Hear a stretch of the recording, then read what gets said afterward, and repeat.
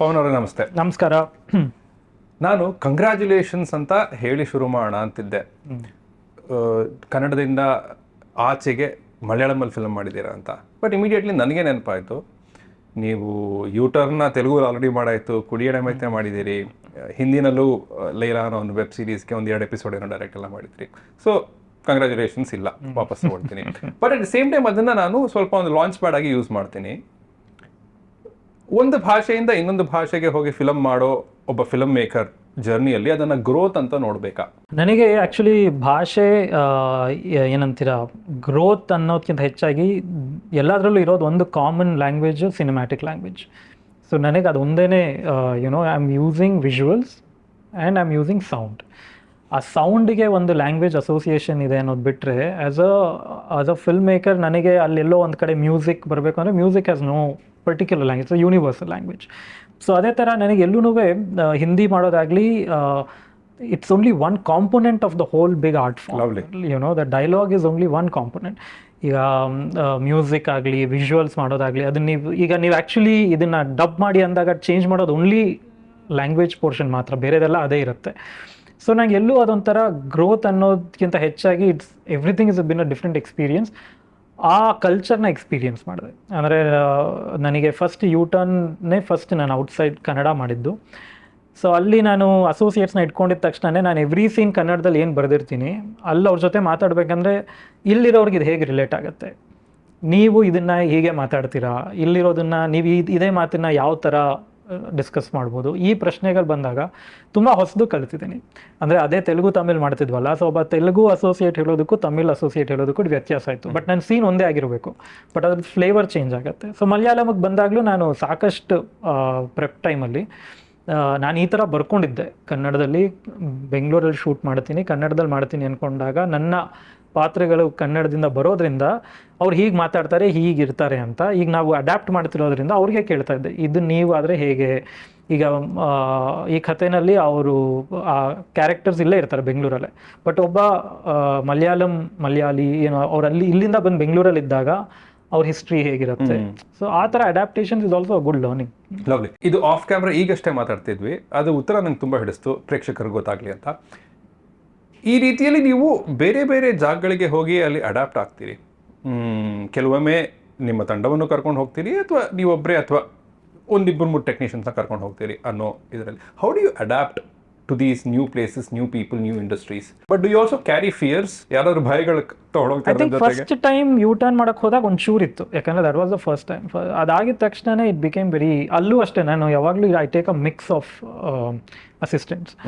ಅಲ್ಲಿನ ಒಂದು 3 ಜನ ಅಸಿಸ್ಟೆಂಟ್ಸ್ ಇದ್ದರೆ ನನಗೆ ಇಲ್ಲಿ ಕನ್ನಡದವರು ಒಂದು 3. ಸೊ ಏನಾಗ್ತಿತ್ತು ಅಂದರೆ ನನಗೆ ಎಲ್ಲೋ ಒಂದು ಕಡೆ ತುಂಬ ಏಲಿಯನ್ ಸ್ಪೇಸಲ್ಲಿ ಇದ್ದೀನಿ ಅಂತ ಅನ್ನಿಸ್ತಿರ್ಲಿಲ್ಲ. ನನಗೆ ಗೊತ್ತಿರೋರು ಜೊತೆಗಿದ್ದಾರೆ ಅನ್ನೋ ಒಂದು ಇರುತ್ತಲ್ಲ. ಆಮೇಲೆ ಎಲ್ಲೋ ಈಗ ಮಲಯಾಳಂ ಮಾಡಬೇಕಂದ್ರೆ ನಾವು ಯಾವತ್ತಿದ್ರೆ ಈಗ ಇಂಗ್ಲೀಷಲ್ಲಿ ಡೈಲಾಗ್ ಬರೆಯೋದಕ್ಕೂ ಅದನ್ನು ಅವರು ಮಲಯಾಳಮಲ್ಲಿ ಇಂಗ್ಲೀಷಿಂದ ಟ್ರಾನ್ಸ್ಲೇಟ್ ಮಾಡೋದಕ್ಕೂ ಕನ್ನಡದಿಂದ ಮಾಡೋದಕ್ಕೂ ತುಂಬ ವ್ಯತ್ಯಾಸ ಇದೆ.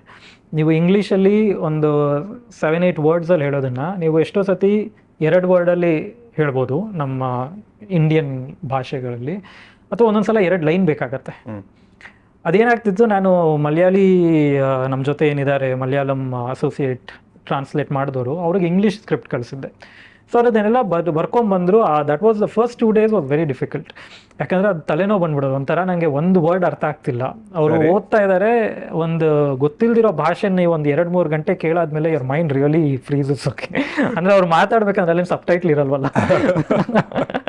ಸೊ ಮಧ್ಯದಲ್ಲಿ ಒಬ್ಬ ಮಲಯಾಳಂ ಕನ್ನಡ ಬರೋನು ಒಬ್ಬ ಇದ್ದ.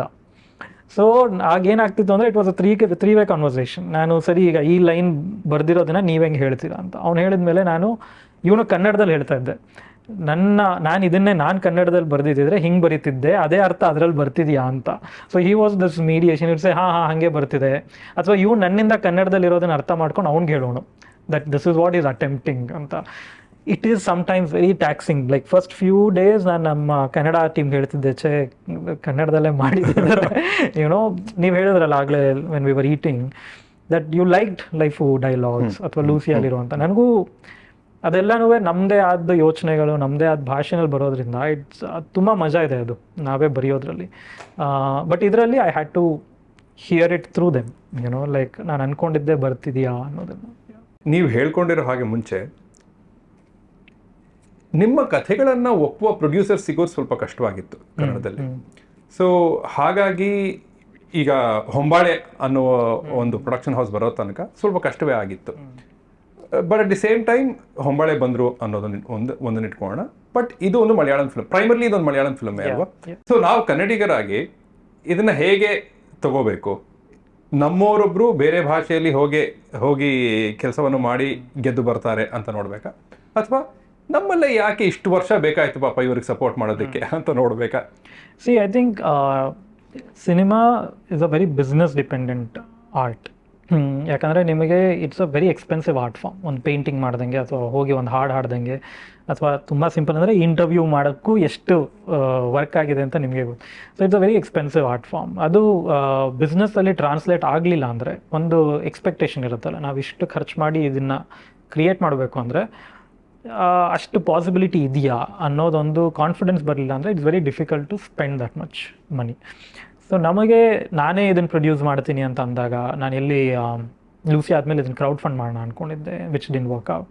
ಸೊ ಯಾಕೆ ಕ್ರೌಡ್ ಫಂಡ್ ಮಾಡೋಣ ಅಂತ ಅಂದ್ಕೊಂಡಿದ್ದೆ ಅಂದರೆ, ಈ ಥಾಟನ್ನು ಒಬ್ಬ ಸ್ಟಾರ್ ಕೈಯಲ್ಲಿ ಮಾಡಿಸೋದು ಆ ಸ್ಟಾರಿಗೆ, ಆ ಸ್ಟಾರ್ ಫ್ಯಾನ್ಸಿಗೆ ಕಷ್ಟ.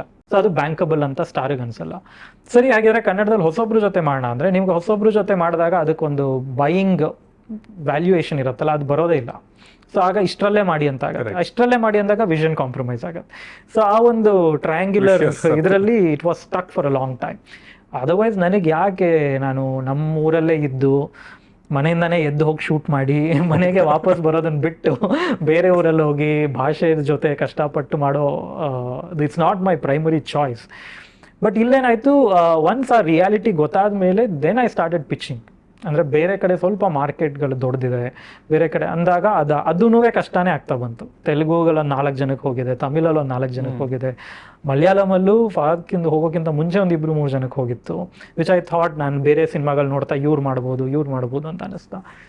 ಕೊನೆಗೆ ಈಗ ಹೊಂಬಾಳೆದವ್ರ ಹತ್ರ ತುಂಬ ಜನ ಕೇಳ್ತಾರೆ, ಇಬ್ರು ಕನ್ನಡದವರಾಗಿ ಯಾಕೆ ಮಾಡಲಿಲ್ಲ ಅಂತ ಬರ್ತಾನೆ ಇದೆ. ಯಾರ ಜೊತೆ ಮಾಡೋಣ? That is the big question. ಇವತ್ತಿನ ದಿನ ಇದಕ್ಕೆ ಹಾಕಿರೋವಂಥ ಒಂದು ಪ್ರೊಡಕ್ಷನ್ ಕಾಸ್ಟ್ ಏನಿದೆ, ಅದನ್ನು ನಮ್ಮದ್ರಲ್ಲಿ ಯಾರು ರಿಕವರ್ ಮಾಡ್ತಾರೆ? ಆ್ಯಂಡ್ ಹೂ ವಿಲ್ ಆಲ್ಸೋ, ಈಗ ಫಹಾದ್ಗೆ ಏನೋ ಅಂದರೆ, ನೀವು ಅವ್ರ ಹೆಸರು ನೋಡಿದ್ರೆ ಅವ್ರಿಗೆ ಯಾವುದೇ ಥರ ಸ್ಟಾರ್ ಇಲ್ಲ. He is very free, he likes to be that. ಅಂದರೆ ಅವರು ಪಾಚುನೂ ಮಾಡ್ತಾರೆ, ಇದೂ ಮಾಡ್ತಾರೆ, ಇನ್ನೊಂದು ಫಿಲ್ಮಲ್ಲಿ ವಿಲನ್ ಮಾಡ್ತಾರೆ. So he is an actor. In fact ಇನ್ನೊಬ್ಬರ ಜೊತೆ ಮಾತಾಡ್ತಿದ್ದೆ, ಐ ಥಿಂಕ್ ಈ ತಿಂಗಳಲ್ಲೋ ಅಥವಾ ಕಳೆದ 4 ವಾರದ ಗ್ಯಾಪ್ ಅಲ್ಲಿ 3 ಫಿಲ್ಮ್ ಅವ್ರು ಬರ್ತಾ ಇದೆ, ಅದರಲ್ಲೂ ಬೇರೆ ತರ. And it looks like a different. So ಎಲ್ಲೋ ಒಂದು ಕಡೆ ಅವ್ರ ಕರಿಯರ್ನ ಶೇಪ್ ಮಾಡ್ಕೊಂಡಿರೋ ರೀತಿ, ಅವ್ರ ಮೇಲೆ ಇಷ್ಟು ಬಂಡವಾಳ ಹಾಕ್ಬೋದು, ಇಷ್ಟು ಒಂದು ಮಿನಿಮಮ್ ಬಿಸ್ನೆಸ್ ಆಗುತ್ತೆ ಅಥವಾ ಬೈಯಿಂಗ್ ಕೇಪಬಿಲಿಟಿ ಇದೆ, ಬಟ್ ಈ ಥರ ಸಿನಿಮಾನೂ ಮಾಡ್ಬೋದು ಅನ್ನೋದು ಅವರೊಂದು ಮಾಡ್ಕೊಂಡಿದ್ದಾರೆ. ಹಾಗಾಗಿ ಅದು ಅವ್ರ ಕಡೆ ಡೈವರ್ಟ್ ಆಗೋಯ್ತು. ಕನ್ನಡದಲ್ಲಿ ವಿ ಡಿಂಟ್, ಅನ್ಫಾರ್ಚುನೇಟ್ಲಿ ಯಾರ ಮೇಲೆ ಅನ್ನೋದು ಆ ಥರ ಬರಲಿಲ್ಲ. ಜನರಿಗೆ ಅದು ತುಂಬ ಈಸಿ ಹೇಳೋದು, ಹೊಸೊಬ್ರನ್ನ ಬೆಳೆಸಿ, ಬಟ್ ಅವರೇ ಬಂದು ನೋಡಲ್ಲ. ಆಯಿತಾ? ಈಗ ನಾವು ಜಸ್ಟ್ ಈಗ ಪಿಂಕಿಯಲ್ಲಿ I think one of the best films to come out. ನೀವು ಅದೇ ಸಿನಿಮಾನ ಮಲಯಾಳಮಲ್ಲಿ ಯೋಚನೆ ಮಾಡಿ, ಅದು ಎಷ್ಟು ದೊಡ್ಡದಾಗಿ ಮಾತಾಡಿರೋರು ಅದ್ರ ಬಗ್ಗೆ, ಅದನ್ನು ಎಷ್ಟು ಜನ ನಮ್ಮವರೇ ಸಬ್ಟೈಟ್ಲ್ ಹಾಕೊಂಡು ನೋಡಿರೋರು. ಇದನ್ನು ಯಾಕೆ ನಾವು ಈಗ ಕಪ್ಪೇ ಇಲ್ಲ, ನೀವು ಅದನ್ನು ನೋಡಿಕೊಂಡ್ರೆ it's a very similar story ಅಲ್ಲ, ಏನಂತೀರ, ಸೈಜ್ ಆಫ್ ಅ ಫಿಲ್ಮ್ ಅಲ್ವಾ? ನಾನು ಪಿಂಕಿಯಲ್ಲಿ ನೋಡಿದಾಗ ಇದು ಯಾಕೆ ಇದು ನಾವೇನು ಇವತ್ತು ಸ್ವಲ್ಪ ಹೆಸರು ಮಾಡಿದ್ವಿ, ಅದು ಎಲ್ಲದಕ್ಕಿಂತ better film. It was very sad that ಇದಕ್ಕೆ ಯಾಕೆ ಸಿಗ್ತಾ ಇಲ್ಲ ದ ಕೈಂಡ್ ಆಫ್ ಆಡಿಯನ್ಸ್. ಈಗ ಥಿಯೇಟ್ರಲ್ಲಿ ರಿಲೀಸ್ ಆಯಿತು. So the reality is right there. ಈಗ ಈ ಯೂಟ್ಯೂಬ್ ವಿಡಿಯೋ ನೋಡ್ಕೊಂಡು ಕಮೆಂಟ್ ಹಾಕೋರಿಗೆ ಆ ರಿಯಾಲಿಟಿ ನೋಡೋಕೆ ಇಷ್ಟ ಇಲ್ಲ ಅಷ್ಟೇ. Reality is right there.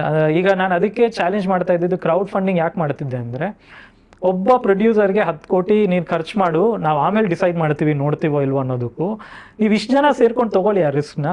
Y can't we do it then? That's, ನೀವೇ ತೊಗೊಂಡಿದ್ದು. ನೀವು ಒಬ್ರೊಬ್ರು 1 ಲಕ್ಷ ಹಾಕೊಳ್ಳೋಷ್ಟು ರಿಸ್ಕ್ ನೀವು ತೊಗೊಳ್ತಿದ್ದಾಗ ಒಬ್ಬ 10 ಕೋಟಿ ಯಾಕೆ ತೊಗೊತಾನೆ? ಈ ಕಾಂಟ್ರವರ್ಷಿಯಲ್ ಕ್ವೆಶ್ಚನ್ ಸ್ಪೇಸಲ್ಲೇ ಇರುವಾಗ ಇನ್ನೊಂದು ಕೇಳ್ಬಿಡ್ತೀನಿ. ಟ್ರೇಲರಲ್ಲಿ ಡಬ್ಬಿಂಗ್ ಸರಿ ಇಲ್ಲ ಅಂಥವರಿಗೆ ನಿಮ್ಮ ಉತ್ತರವೇನು? ಒಂದು, ಎಲ್ಲರೂ ಇದರಲ್ಲಿ ಏನಾಯಿತು ಅಂದರೆ, ಈಗ ಆ್ಯಕ್ಚುಲಿ ಪುಷ್ಪ, ವಿಕ್ರಮ್ ಈ ಥರದ್ದೆಲ್ಲ ಸಾಕಷ್ಟು ಸಿನಿಮಾಗಳು ಡಬ್ ಆಗಿದೆ ಕನ್ನಡದಲ್ಲಿ. ಬಟ್ ಅದಕ್ಕೆ ಯಾರು ಏನು ಕೇಳೋಣ, ಯಾಕೆ ಅಂದರೆ ಅದು ಮೂಲತಃ ಒಂದು ತೆಲುಗು ಸಿನಿಮಾ ಡಬ್ ಆಯಿತು ಒಂದು. ಆಮೇಲೆ ಅದರಲ್ಲಿ ಯಾರು ನಮ್ಮವರು ಅನ್ನೋದು ಇರಲಿಲ್ಲ. ಐ ರಿಯಲಿ ಅಪ್ರಿಷಿಯೇಟ್ ದಟ್ ಅವ್ರಿಗೊಂದು ಸೆಂಟಿಮೆಂಟ್ ಇದೆ, ಒಬ್ಬ ಪವನ್ ನಮ್ಮ ಹುಡುಗ ಅಥವಾ ಒಂದು ಹೊಂಬಾಳೆ ನಮ್ಮ ಪ್ರೊಡಕ್ಷನ್ ನಮ್ಮದು ಅನ್ನೋದೊಂದು ಇದೆಯಲ್ಲ, ಅವ್ರಿಗಲ್ಲಿ ಯಾಕೆ ಇದನ್ನು ಸರಿ ಮಾಡಲಿಲ್ಲ ಅನ್ನೋ ರೀಸನಿಗೆ ನಾವು ಸ್ವಲ್ಪ ಟಾರ್ಗೆಟ್ ಆಗಿದ್ದು. ಅದರ್ವೈಸ್ ಬೇರೆದು ನೋಡಿದಾಗಲೂ ಅದು ಈಕ್ವಲಿ ಅದೇ ಸ್ಟ್ಯಾಂಡರ್ಡಲ್ಲೇ ಇರುತ್ತೆ, ಯಾಕಂದರೆ ಅವ್ರುಗಳೇ ಮಾಡಿದ್ದು ಅದನ್ನೂ. ಸೊ ಇಲ್ಲಿ ಅದನ್ನು ನಾವು ಅರ್ಥ ಮಾಡ್ಕೊಂಡಿದ್ವಿ, ಇದು ಬರುತ್ತೆ. ನಾನು ಮುಂಚೆಯಿಂದನೂ ಇಲ್ಲ, ನಾವು ಕನ್ನಡದ್ದು ಇನ್ನೂ ಜಾಸ್ತಿ ಎಫರ್ಟ್ ಹಾಕಿ ಮಾಡಿರೋದು ಆ್ಯಕ್ಚುಲಿ. ಬಟ್ ಇಲ್ಲಿ ಏನಾಗ್ತಾ ಇದೆ, ಯಾರು ಯಾಕೆ ಅನ್ನೋದನ್ನು ಯೋಚನೆ ಮಾಡ್ತಿಲ್ಲ. ಈಗ ಇಷ್ಟು ದೊಡ್ಡ ಬಡ್ಜೆಟ್ ಹಾಕಿ ಸಿನಿಮಾ ಮಾಡಿ ಬೇರೆ ಭಾಷೆಗಳಿಗೆ ಎಲ್ಲನೂ ಡಬ್ಬಿಂಗ್ ಮಾಡಿಸಿದಾಗ ಇದೊಂದನ್ನು ನಾವು ಯಾಕೆ ಬಿಡ್ತೀವಿ, ಅದು ನಮ್ಮದೇ, ನಾವು ಅಲ್ಲೇ ಇರ್ತೀವಲ್ಲ, ನಮ್ಮದೇ ಮನೆ, ಯಾಕೆ ಬಿಡ್ತೀವಿ ಅನ್ನೋದನ್ನು ಅವ್ರು ಯೋಚನೆ ಮಾಡಿಬಿಟ್ಟು ಅದಕ್ಕೆ ಅವರೇ ಒಂದು ಉತ್ತರ ಹುಡುಕ್ಬೋದು. ಏನು ಅಂದರೆ, ಈ ಇಷ್ಟು ಭಾಷೆಗಳಲ್ಲಿ ಡಬ್ಬಿಂಗ್ ಸುಮಾರು 3-4 ಡಿಕೇಡ್ಸಿಂದ ಇದೆ. ಸೊ ಅದೊಂದು ಕಲ್ಚರೇ ಡೆವಲಪ್ ಆಗಿದೆ. ಅದರಲ್ಲಿ ಒಬ್ಬ ಡಬ್ಬಿಂಗ್ ಇಂಜಿನಿಯರಿಗೆ ಏನು ಮಾಡಬೇಕು ಗೊತ್ತು, ಒಬ್ಬ ಡಬ್ಬಿಂಗ್ ಸ್ಕ್ರಿಪ್ಟ್ ಬರೆಯೋನಿಗೆ ಏನು ಬರೀಬೇಕು ಅಂತ ಗೊತ್ತು. ಓವರ್ ದ ಟೈಮ್ ಬರೀ ಡಬ್ಬಿಂಗ್ ಮಾಡಿ ಒಂದು ಕರಿಯರ್ ಮಾಡ್ಕೊಂಡಿರೋಂಥ ಆರ್ಟಿಸ್ಟ್ಗಳಿದ್ದಾರೆ, ಮಲ್ಟಿಪಲ್ ಆಪ್ಷನ್ಸು ಇದೆ ಅನ್ಸುತ್ತೆ. ತುಂಬ ಐ ಮೀನ್ ಅಫ್ಕೋರ್ಸ್ ಒಂದು ಕರಿಯರ್ ಅಂತ ಆದಾಗ ಅವರೆಲ್ಲ ಅದನ್ನೇ they would have made their livelihood ಅಲ್ಲ, so they get better at it. ನಮ್ಮದ್ರಲ್ಲಿ ಬಂದಿದ್ದು ಯಾವಾಗ KGF ಆದಮೇಲೆ ನಾವು ಸಿನಿಮಾಗಳನ್ನ ಡಬ್ ಮಾಡೋಕ್ಕೆ ಅಂತ ಅದೊಂದು ಇತ್ತಲ್ಲ ಬ್ಯಾನ್ ಅಂತ, ಅದನ್ನು ಬಿಟ್ಟಿದ್ದು. ಸೊ ಎಷ್ಟಾಯ್ತು, 3-4 ವರ್ಷ ಮ್ಯಾಕ್ಸಿಮಮ್. ಇಷ್ಟರಲ್ಲಿ it's a very young industry. ಈಗೀಗ ಡಬ್ಬಿಂಗ್ ಸ್ಟುಡಿಯೋಗಳು ಬರ್ತಾ ಇದೆ, ಈಗೀಗ ಕನ್ನಡ ಮಾತಾಡೋಕ್ಕೆ ಬಂದು ಕನ್ನಡದಲ್ಲಿ ಎಮೋಟ್ ಮಾಡೋ ಅಂಥವ್ರು ನಾನು ಬರೀ ಡಬ್ಬಿಂಗ್ ಮಾಡೇ ಒಂದು ಕರಿಯರ್ ಮಾಡ್ಕೋಬೋದು ಅನ್ನೋದನ್ನು ಈಗ ಓಪನ್ ಅಪ್ ಆಗ್ತಾ ಇದ್ದಾರೆ. ಸೊ ಅವ್ರಿಗೆ ಆ ಲಿಮಿಟೇಷನ್ ಅವ್ರ ಕೈಯಲ್ಲಿ ಈಗ they have to learn. And ಅದ್ರ ಜೊತೆಗೆ ಆಪ್ಷನ್ಸ್ ಅಷ್ಟು ಆ್ಯಡ್ ಆಗಬೇಕು. ಈಗ ನಾವು ಕನ್ನಡದ್ದೇ ಲಾಸ್ಟ್ ಡಬ್ ಆಗಿದ್ದು, ಆಮೇಲೆ ಟ್ರೇಲರ್ ಬಿಡೋಕ್ಕಿಂತ ಮುಂಚೆ ನಮಗೆ ಗೊತ್ತಿತ್ತು that it's not matching. But ಈಗ ನಾನು ಟ್ರೇಲರ್ ಬಿಟ್ಟಿದ್ದು 2 ವಾರದ ಹಿಂದೆ, ಇದನ್ನು ನಾನು ಮ್ಯಾಚ್ ಮಾಡೋದಕ್ಕೆ ಮಲಯಾಳಂ ಟ್ರೇಲರ್ ಬಿಡದೆ ಐ ಹ್ಯಾವ್ ವೆಯ್ಟೆಡ್ ಯುನೋ. ಈಗ ಅದನ್ನು ಎಷ್ಟಂತ ವೆಯ್ಟ್ ಮಾಡೋದು, ಒಂದು ವೇಳೆ ನಾವಿಲ್ಲ ಒಳ್ಳೆ ವಾಯ್ಸ್ ಬರೋವರೆಗೂ ಇನ್ನು ಯಾವುದನ್ನು ಬಿಡಲ್ಲ ಅನ್ನೋದು ಮಾಡೋಕ್ಕಾಗ್ತಿರ್ಲಿಲ್ಲ. ಅದು ಒಂದನ್ನು ಬಿಟ್ಟು ಬೇರೆ ಎಲ್ಲ ಮಾಡಿದರೆ ಇನ್ನೂ ಜಾಸ್ತಿ ಬಯಸ್ಕೊತೀನಿ. So we had to do it. But ಈಗ ಇನ್ನೊಬ್ಬರು ಆರ್ಟಿಸ್ಟ್ ಬಂದು ಮಾಡಿದ್ದಾರೆ, it will let see how ಹೇಗೆ ಆಡಿಯನ್ಸ್ ಅದನ್ನು ತೊಗೊತಾರೆ ಅಂತ. But at the same time audience ಆಗಿ ನಾವು ಒಂದು ರೀತಿಯ ಫೇರ್ ಎಕ್ಸ್ಪೆಕ್ಟೇಷನ್ ಜೊತೆಗೆ ಬರಬೇಕು Kannada audience, that it is a dubbed film. ಅದು ಏನೇ ಮಾಡಿದ್ರು ಅದು ಹಂಗೆ ಕೇಳಿಸುತ್ತೆ. ಈಗ ನೀವು ಯಾವುದೇ ಫಿಲ್ಮ್ ಏನದು ಫಾಸ್ಟ್ ಆ್ಯಂಡ್ ಫ್ಯೂರಿಯಸ್ ಹೋಗಿ ಕನ್ನಡದಲ್ಲಿ ನೋಡಿದ್ರೆ it will not feel like ಎಲ್ಲ ಮ್ಯಾಚ್ ಆಗ್ತಿದೆ ಅನಿಸಲ್ಲ. ನೀವು ಏನೇ ಕನ್ನಡದಲ್ಲಿ ನೋಡ್ತಿದ್ದೀರಾ ಅಂದರೆ ನಿಮಗೆ ಅರ್ಥ ಆಗಲಿ, ಸ್ಟೋರಿ ಡೈಲಾಗ್ಸ್ ಅರ್ಥ ಆಗಲಿ ಅಂತ ನೋಡ್ತಾ ಇದ್ದೀರಾ, ಅಷ್ಟೇ ಇದಿಟ್ಕೊಂಡು ನೋಡಬೇಕಾಗತ್ತೆ. ಶೋರ್. ಧೂಮಂ ಬಗ್ಗೆ ಬರ್ತೀನಿ, ಬಟ್ ಅದಕ್ಕೆ ಮುಂಚೆ this is an opportunity that I have got after several years. So ನಿಮ್ಮ ಬೇರೆ ಫಿಲ್ಮ್ಗಳ ಬಗ್ಗೆ ಸ್ವಲ್ಪ ಮಾತಾಡೋಣ ಅಂತ. ಲೈಫು ಇಷ್ಟೇನ ನೀವು ಕಳೆದ ಬಾರಿ ನೋಡಿದ್ದು ಯಾವಾಗ? ಮೊನ್ನೆ we did a 10-year or a 12-year anniversary. So ಅವಾಗ ಹೋಗಿ ಥಿಯೇಟ್ರಲ್ಲಿ ಹೋಗಿ ನೋಡಿದ್ದು ನಾವು. ವಿ ರೀ-ರಿಲೀಸ್ಡ್ 1 ವಾರ ರಿಲೀಸ್ ಮಾಡಿದ್ವಲ್ಲ ಆವಾಗ. ಏನು ಅನ್ನಿಸ್ತು? Very fascinating. ಐ ಮೀನ್ ತುಂಬ ಜನ ನನಗೂ ಕೂಡ ವಾಪಸ್ ಅದೇ ಜಾನರ್ಗೆ ಹೋಗಿ ಒಂದು ಮಾಡಬೇಕು ಅಂತ. ಯಾಕಂದರೆ ಐ ಥಿಂಕ್ ಲೈಫ್ ಇಷ್ಟೇನೆ ಆದಮೇಲೆ ನನ್ನ ಎಲ್ಲ ಸಿನಿಮಾಗಳಲ್ಲೂ ಒಬ್ಬ ಪೊಲೀಸ್ ಇದ್ದಾನೆ, ಒಂಥರ ಒಂದು ಥ್ರಿಲ್ಲರ್ ಎಲಿಮೆಂಟ್ ಆ್ಯಡ್ ಆಗಿದೆ. ನನಗೆ ಸಾಕಷ್ಟು ಜನ ಒಂದು ಹಾರ್ಡ್ ಕೋರ್ ಸಿನಿಮಾ ಲವರ್ಸ್ ಏನಿದ್ದಾರೆ ನನ್ನ ಸೋಷಿಯಲ್ ಮೀಡಿಯಾನಲ್ಲಿ, ಅವ್ರು ಎಷ್ಟೋ ಸತಿ ಹೇಳ್ತಾರೆ ಎಲ್ಲರೂ ಲೂಸಿಯಾ ಇದ್ರ ಬಗ್ಗೆ ಮಾತಾಡ್ತಾರೆ, ಬಟ್ ನಿಮ್ಮ ಬೆಸ್ಟ್ ಫಿಲ್ಮ್ ಬಂದು ಲೈಫು ಇಷ್ಟೇ. I think they somewhere connect to the emotion ಅಥವಾ ಅದರಲ್ಲಿರೋ ಒಂದು ಅದು it's a more relatable film for an every day. ಇದು ಈಗ ಯೂಟರ್ನ್, ಲೂಸಿಯಾ ಎಲ್ಲ make it a lesser film. ನಾನು ಯಾಕೆ ಹೇಳ್ತಾ ಇದ್ದೀನಿ ಅಂದರೆ, ನಾನು as a part of preparation for this interview ಮೊನ್ನೆ ನೋಡಿದೆ. And I felt it still stands firm. It's not a lesser film. It's actually more difficult to make. Yakandre it's thriller alli your mind is very active. So it's very easy for a storyteller to ನಿಮ್ಮ ಮೈಂಡನ್ನ active ಆಗಿಡೋದು ತುಂಬ easy. ಒಂದು ಎಮೋಷನನ್ನು constantly active ಆಗಿ ಮಾಡೋದಿದೆಯಲ್ಲ, it's actually more difficult. So to ತುಂಬ ಚೆನ್ನಾಗಿರೋ ಒಂದು slice of life rom com ಬರೆಯೋದು is more difficult than writing a Lucia or a U turn. Because ಇಲ್ಲೇನಾಗುತ್ತೆ, you would have created a world of your own. ಈಗ U turn ಅದರದ್ದೇ ಆದ ಒಂದು police station, ಅದರದ್ದೇ ಆದ ಒಂದು ವರ್ಲ್ಡ್ ಇರುತ್ತೆ. ತುಂಬ ರಿಯಾಲಿಟಿಗೆ ನೀವು ಅಷ್ಟು ಟಚ್ಚೇ ಆಗ್ತಿರಲ್ಲ, ಅದೇ ಕಥೆನಲ್ಲಿ ಇರ್ತೀರ. ಬಟ್ ನೀವು ರಾಮ್ ಕಾಮ್ ಮಾಡಿದಾಗ ನಾನೊಂದು ಲವ್ ಸ್ಟೋರಿ ತೋರಿಸ್ತಿದ್ರೆ ಒಬ್ಬ ಆಡಿಯನ್ಸ್ ನೋಡ್ತಿರೋನು ಅವನ ಎಕ್ಸ್ಪೀರಿಯನ್ಸ್ ಮೂಲಕ. ಸೊ ಅಲ್ಲಿ ಅದು ಮ್ಯಾಚ್ ಆಗಲಿಲ್ಲ ಅಂದರೆ ಅದು ಅವನೊಂದು ತುಂಬ ಡಿಸ್ಟೆಂಟಲ್ಲಿ ನೋಡ್ತಾನೆ ಅದನ್ನು. ನನಗೆ ಈ ನಿಮ್ಗೆ ಎಷ್ಟು you had a recent celebration as well, so perhaps the memory is still fresh. ನನಗಿದು ಹೇಳಿ, ಲೈಫು ಇಷ್ಟೇನೆ ಬಗ್ಗೆ 2 ಮೊಮೆಂಟ್ಸ್ ಹೇಳ್ತೇನೆ, ರ್ಯಾಂಡಮ್ ಮೊಮೆಂಟ್ಸ್, ಅದ್ರ ಬಗ್ಗೆ whatever you can share. ನನಗೆ ತುಂಬ ಅದೇ ಮೊನ್ನೆ ನೋಡಿದಾಗಲೂ ಖುಷಿ ಕೊಟ್ಟಿದ್ದು, ಆ ಕಾಲೇಜ್ನಲ್ಲಿ ಮ್ಯಾಜಿಕ್ ಶೋನ ನಡೀತಾ ಇರುತ್ತೆ, ಆ ಪೆಟ್ಟಿಗೆಯಲ್ಲಿ ಹೀರೋ ಹೀರೋಯಿನ್ ಕೂರ್ತಾರೆ. How did you come up with that idea? I think ಆ ಏಜಲ್ಲಿ ಅದೊಂಥರ ಫ್ಯಾಂಟಸಿ. ಎಲ್ಲ ಕಾಲೇಜಲ್ಲಿ ಯಾರೋ ಕ್ರಶ್ ಇರ್ತಾರಲ್ಲ, ಏನೋ ಆಗೋಗ್ಲಿ, ಏನೋ ನಾವಿಬ್ಬರೇ ಎಲ್ಲೋ ಒಂದು ಕಡೆ ಹಿಂಗೆ ಲಾಕ್ ಆಗಿಬಿಡ್ಬೇಕು, ಅಥವಾ ಬಾಕ್ಸ್ ಅನ್ನೋದೆಲ್ಲ ಸಿನಿಮ್ಯಾಟಿಕ್ ಅದು. ಬಟ್ ಎಲ್ಲೋ ಒಂದು ಕಡೆ ನಾವು ಲಿಫ್ಟಲ್ಲಿ ಸಿಕ್ಕಾಕೋದು, ಡೈಲಾಗು ಬರುತ್ತೆ ಲಿಫ್ಟ್ ಅವ್ನು ಲಿಫ್ಟಲ್ಲಿ ಇರ್ತಾನಲ್ಲ, ಅದ್ರದ್ದು ನೆಕ್ಸ್ಟ್ ವರ್ಷನ್ ಬಾಕ್ಸ್ ಆಯ್ತದು. So I think it's always a fantasy. ಒಂದು 15-16 ವರ್ಷದ ಹುಡುಗದ್ರಿಂದ ಅರೌಂಡ್ ಒಂದು 25 ಆಗೋವರೆಗೂ ವೆರ್ ದಟ್ ಪೀಕ್ ಇರುತ್ತಲ್ಲ, ಒಂದು ಹೋಲ್ ಲವ್ ಪೀಕ್, ಅದರಲ್ಲಿ ನಿಮಗೆ ಆ ಒಂದು ಸ್ಪೇಸ್ ಸಿಗಬೇಕಲ್ಲ, ನಾನು ಯಾರು ಅಥವಾ ನಾನು ಏನು ಮಾತಾಡ್ತೀನಿ ಅನ್ನೋದನ್ನು ನಾನು ಈ ಹುಡುಗಿಗೆ ತೋರಿಸ್ತೀನಿ ಅನ್ನೋದು ಒಂದು ಫ್ಯಾಂಟಸಿ ಇರುತ್ತೆ. ಐ ಹ್ಯಾಡ್ ಇಟ್, ಲೈಕ್ ಹೋಗ್ಬಿಟ್ಟು ಧೈರ್ಯವಾಗಿ ಮಾತಾಡೋಕ್ಕಾಗಲಿಲ್ಲ ಅಂದರೆ will build this dream that we will get stuck somewhere, and ಅವಳಿಗೆ ಬೇರೆ ಏನೂ ಆಪ್ಷನ್ ಇರಲ್ಲ ನನ್ನ ಜೊತೆ ಮಾತಾಡೋದು, ಹಾಗಾಗಿ ನಾವೇನೋ ಮಾತಾಡ್ತೀವಿ ಅನ್ನೋದು. ಸೊ ಅದು ಹಾಗೆ ಸೀನ್ ಆಗಿದ್ದು. ಒಂದು compliment, I got the answer, but ಆ ಒಂದು ಫೀಲಿಂಗ್ನ ಅಷ್ಟು ಚೆನ್ನಾಗಿ ಸ್ಟೇಜ್ ಮಾಡಿರೋ, ಅಷ್ಟು ಚೆನ್ನಾಗಿ ಒಂದು ಸೀನನ್ನು ಕಟ್ಟಿರೋದು ತುಂಬ ಇಷ್ಟವಾಯಿತು. But the more important question, ನೀವು ಕೊಟ್ಟ ಉತ್ತರದಿಂದ ಸಿಕ್ಕ ಪ್ರಶ್ನೆ ಏನು ಅಂದರೆ, ಲೈಫು ಇಷ್ಟೇನೆ ಮಾಡಿದಾಗ ಪ್ರಾಯಶಃ ನಿಮ್ಗೆ 25 ಕೊಡಬೇಕು. ಸೊ ಆಗ ನಿಮ್ಮ 15, 16, 18ರಲ್ಲಿ ಏನು ಫೀಲಿಂಗ್ ಇತ್ತು ನೆನಪಿತ್ತು. ಇವತ್ತು ಹೇಗೆ ಆ ಅನುಭವಗಳನ್ನ ಇನ್ನೂ ಜೀವಂತವಾಗಿ ಅದು ಕಷ್ಟ. ವಿತ್ ಏಜ್, ವಿತ್ ಎಕ್ಸ್ಪೀರಿಯನ್ಸಸ್, ಆ ಎಲಿಮೆಂಟ್ ಸ್ವಲ್ಪ ಈಗಿರೋ ಒಂದು ಲವ್ ಸ್ಟೋರಿ ಅಥವಾ ಈಗ ಒಬ್ಬ ಮ್ಯಾನ್ ಆ್ಯಂಡ್ ವುಮನ್ ಮಧ್ಯದಲ್ಲಿ ಆಗುವಂಥದ್ದು, it's a very matured different turn because of experiences. So ನಂಗೆ ಈಗಲೂ ಒಬ್ಬರು ಮಣಿರತ್ನಂ ಹೇಗೆ ಹೋಗೋದು ಇನ್ನೂ ಬರೀತಾರೆ, ಒಬ್ಬ ವುಡಿ ಆ್ಯಲನ್ ಹೂಸ್ ಲೈಕ್ 85, ಅವ್ರು ಹೇಗೆ ಇವತ್ತಿಗೂ ಒಬ್ಬ ಯಂಗ್ಸ್ಟರಿನ ಲವ್ ಸ್ಟೋರಿನ ಅಷ್ಟು ಚೆನ್ನಾಗಿ ಮಾಡ್ತಾರೆ. It's a magic, it's an art actually to be young in the heart. As a writer ಅದನ್ನು ರಿಲೇಟ್ ಆಗೋಂಗೆ ಬರೆಯೋದು it's a very tricky zone. ನಾನು ಇದಾದಮೇಲೆ ಒಂದು ಅಟೆಂಪ್ಟ್ ಮಾಡೋಣ ಅಂತಿದ್ದೀನಿ, ಬಿಕಾಸ್ ನನಗೆ ಅದೊಂದು ಚಾಲೆಂಜ್ ಆಗಿ ತಗೊಂಡು ಮಾಡಬೇಕು. ದಟ್ ವಾಪಸ್ ಲೈಫ್ ಇಷ್ಟೇನೆ ಥರದ್ದು ಒಂದು ಎಕ್ಸ್ಪೀರಿಯನ್ಸ್ ಕ್ರಿಯೇಟ್ ಮಾಡ್ಬೋದಾ ಅಂತ ಮಾಡೋಣ ಅಂತಿದ್ದೀನಿ. ನೋಡಿ, the other moment in life Ishtene was ನನಗೆ ತುಂಬ ಹಿಡಿಸಿದ ಮೊಮೆಂಟು. ಐ ಥಿಂಕ್ ಹೀರೋಯಿನ್ ಹಾಸ್ಪಿಟಲ್ನಲ್ಲಿ ಇರ್ತಾಳೆ, ಮನೇಲಿ. ಅದು ಸಿಂಧು ನೀವು ಹೇಳ್ತಾ ಇರೋದು, ಕಾಲ್ ಮುರ್ಕೊಂಡಿರ್ತಾಳೆ ಮನೇನ. Sorry sir, how did you know that I was going to go to that moment? I mean heroine hospital ಅಂದ್ರೆ ಅದು ಒಂದೇ ಶಾಟ್ ಇರೋದು, ವೇರ್ ಶಿ ಇಸ್ ಸಿಕ್. ಹಾಗೆ ಸರಿ, ನಾನು ಓವರ್ ಥಿಂಕ್ ಮಾಡಿದೆ. ಓಕೆ, ಮನೇಲಿ ಇರ್ತಾರೆ ಸಿಂಧು ಅವರು, ದಿಗಂತ್ ಹೋಗ್ತಾರೆ and she says I am engaged. ಆಗ ದಿಗಂತ್ ಒಂದು ವಾಯ್ಸ್ ಓವರ್ ಬರುತ್ತೆ, ಸಮಥಿಂಗ್ ಲೈಕ್ ನಾನು ಇವ್ಳನ್ನ ಬೈಬೇಕು ಅಂತಿದ್ದೆ ಬಟ್ ಬೈಗಳ ಬರ್ಲಿಲ್ಲ, ವಾಟ್ ಎವರ್, ಸುಮ್ಮನೆ ಇದ್ಬಿಟ್ಟೆ. ವಾಟ್ ವಾಸ್ ಅದೆಲ್ಲೋ ಒಂದ್ ಕಡೆ, I mean, many love that scene. Beautiful because ಎಲ್ಲ ಸೈಲೆನ್ಸ್ ಅಲ್ಲಿ ಆಗುತ್ತೆ, there is only music.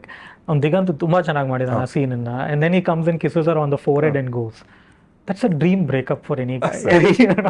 Because in reality ನಾವೇನು ಮಾಡ್ತೀವಿ, ತುಂಬ ಕೋಪದಲ್ಲಿರ್ತೀವಿ, ತುಂಬ ಹಾರ್ಟ್ಫುಲ್ ಆಗಿರ್ತೀವಿ, ನಾನೇ ತುಂಬ ಏನೇನೋ ಮೆಸೇಜ್ ಮಾಡಿರ್ತೀವಿ, ಬೈದಿರ್ತೀವಿ, ಅಥವಾ ಅದೊಂಥರ ಒಂದೊಳ್ಳೆ ಸಂಬಂಧನ ಮುಗಿಸ್ಬೇಕಂದ್ರೆ ತುಂಬ ಕೆಟ್ಟದಾಗಿ ಮುಗಿಸಿರ್ತೀವಿ. ಸೋ ಮಚ್ ದಟ್ ಆಮೇಲೆ ಒಬ್ರಿಗೊಬ್ರು ಬ್ಲಾಕ್ ಮಾಡಿಕೊಂಡು ಮೀಟೇ ಮಾಡಲ್ಲ ಅನ್ನೋ ಥರ. ಆಮೇಲೆ ಯಾವಾಗಲೂ ಅಗೇನ್ ನಾನು ಆ ಸಿನಿಮಾ ಮಾಡಿದಾಗ ನಾನು ಹೇಳಿದ್ನಲ್ಲ, ನನಗೆ 27 ಏನೋ ಆಗಿತ್ತು, 27-28 ಮದುವೆ ಆಗಿತ್ತು. So I could look back, and I could look back that shit, why did I do it when I was 20? I should have done it like this. Okay. That becomes a scene. It's more like confessions and repent. Confessions and repent. ಚೆನ್ನಾಗಿದೆ. Okay, got it. ಈಗ ಲೂಸಿಯಾ ಬಗ್ಗೆ ಸಾಕಷ್ಟು ಮಾತಾಡಿದೀವಿ over the years. So U ಟರ್ನ್ಗೆ ಹೋಗ್ಬಿಡ್ತೇನೆ ನಾನು direct ಆಗಿ. ಇದು ಸ್ವಲ್ಪ ನೀವು ನಮಗೆ ಬಿಡಿಸಿನೇ ಹೇಳಬೇಕು, ಬಿಕಾಸ್ ಕಲಿಯೋಕ್ಕೆ ನಮಗೆ ತುಂಬ ಇದೆ ಅದರಲ್ಲಿ. ನೀವು ಆ್ಯಕ್ಚುಲಿ ಚೆನ್ನಾಗಿ ಹೇಳಿದ್ರಿ, ಸಸ್ಪೆನ್ಸ್ನ ಬರೆಯೋದು ಆ್ಯಂಡ್ ಪ್ರಾಯಶಃ ಆಡಿಯನ್ಸ್ನ ಎಂಗೇಜ್ಡ್ ಆಗಿಡೋದು ಸಸ್ಪೆನ್ಸ್ ಮೂಲಕ ಸುಲಭ, ಎಮೋಷನ್ಸ್ ಬರೆಯೋದು ಕಷ್ಟ ಅಂತ. ಆ್ಯಂಡ್ ನೀವು ಆ ಉತ್ತರ ಕೊಟ್ಟ ಮೇಲೆ ನನಗೆ ಅನಿಸ್ತು, ಓಕೆ, ಪ್ರಾಯಶಃ ಅದಕ್ಕೆ ಯೂಟರ್ನಲ್ಲಿ ಈ ಮಗಳು ಮತ್ತು ಅಪ್ಪನ ಪೋರ್ಷನ್ನು ಆ್ಯಕ್ಚುಲಿ ರಿವೀಲ್ ಆಗೋದು ಕೊನೆಯಲ್ಲೇನೆ, ಬಟ್ ಸಸ್ಪೆನ್ಸಲ್ಲಿ ಹಾಗೆ ರಿವೀಲ್ ಆಗೋದು. ಬಟ್ ಅಲ್ಲಿ ಸಸ್ಪೆನ್ಸಿಗೆ ಒತ್ತು ಜಾಸ್ತಿ ಇದೆ ಓವರ್ ಆಲ್ ಫಿಲಮಲ್ಲಿ, more then emotion. Although what we leave with this perhaps the emotion. Anyway, my point is, ಇದನ್ನು ನೀವು ಬ್ರೇಕ್ ಡೌನ್ ಮಾಡಲೇಬೇಕು, ಹೇಗೆ ಬರೆಯೋದು ಇದನ್ನು ಅಂತ. ಹೀರೋಯಿನಿಗೆ ರೆಡ್ ಜಾಕೆಟ್ ಹಾಕೊಂಡು ಬೈಕಲ್ಲಿ ಬಂದವನೇ ಕಲ್ಲನ್ನು ಜರುಗಿಸಿರೋದು ಅಂತ ಗೊತ್ತಾಗುತ್ತೆ. ಆಮೇಲೆ ಅವಳು ಅದಕ್ಕಾಗಿ ಬಲೂನ್ ಏನೋ ಕಟ್ತಾಳೆ. And so basically she is giving hints to that mother saying this is your guy, take revenge or whatever, right? But ಆಮೇಲೆ ಗೊತ್ತಾಗತ್ತೆ ತನ್ನ ಬಾಯ್ ಫ್ರೆಂಡೇ ಅದು ಅಂತ, and then she is helpless. ಇದನ್ನ ಹೆಂಗೆ ಸೃಷ್ಟಿಸೋದು ಬರವಣಿಗೆಯಲ್ಲಿ? ಐ ಮೀನ್ ಇಟ್ಸ್ ಆ ಒಂದು ವರ್ಲ್ಡ್ಗೆ ಅಕ್ಸೆಪ್ಟ್. ಈಗ ನಾನು ಯಾವತ್ತು ಹಾರರ್ ಫಿಲ್ಮ್ ಮಾಡಬೇಕು ಅಂತ, I am not a horror film maker, ಮಾಡ್ತೀನಿ ಅಂತಲೂ ಅಂದ್ಕೊಂಡಿರಲಿಲ್ಲ. ಆ ಜಾನರ್ ವೇರಿನ್ ಸೂಪರ್ ನ್ಯಾಚುರಲ್ ಎಲಿಮೆಂಟ್ಸ್ ಇರೋದು it's not my belief either, ಏನೋ. ಸೊ ಅದೇನಾಯಿತು ಅಂದರೆ ಆ ಟೈಮಲ್ಲಿ ಐ ಟೋಲ್ಡ್ ಯು ಒಬ್ಬರು ಫ್ರೆಂಡ್ ಇದ್ರು ಮುಂಬೈಯಲ್ಲಿ, was a very well wisher, he likes my films. ಆಗಾಗ ಫೋನ್ ಮಾಡಿ ಮಾತಾಡ್ತಿರ್ತಾರೆ. ಆ್ಯಂಡ್ ನಾನು ಆಗ ಒಂದು ಲೋ ಫೇಸಲ್ಲಿದ್ದೆ, ಬಿಕಾಸ್ ಲೂಸಿಯಾ ಆಗಿತ್ತು, ಆ್ಯಂಡ್ 2013 ಲೂಸಿಯಾ ರಿಲೀಸ್ ಆಗಿದ್ದು.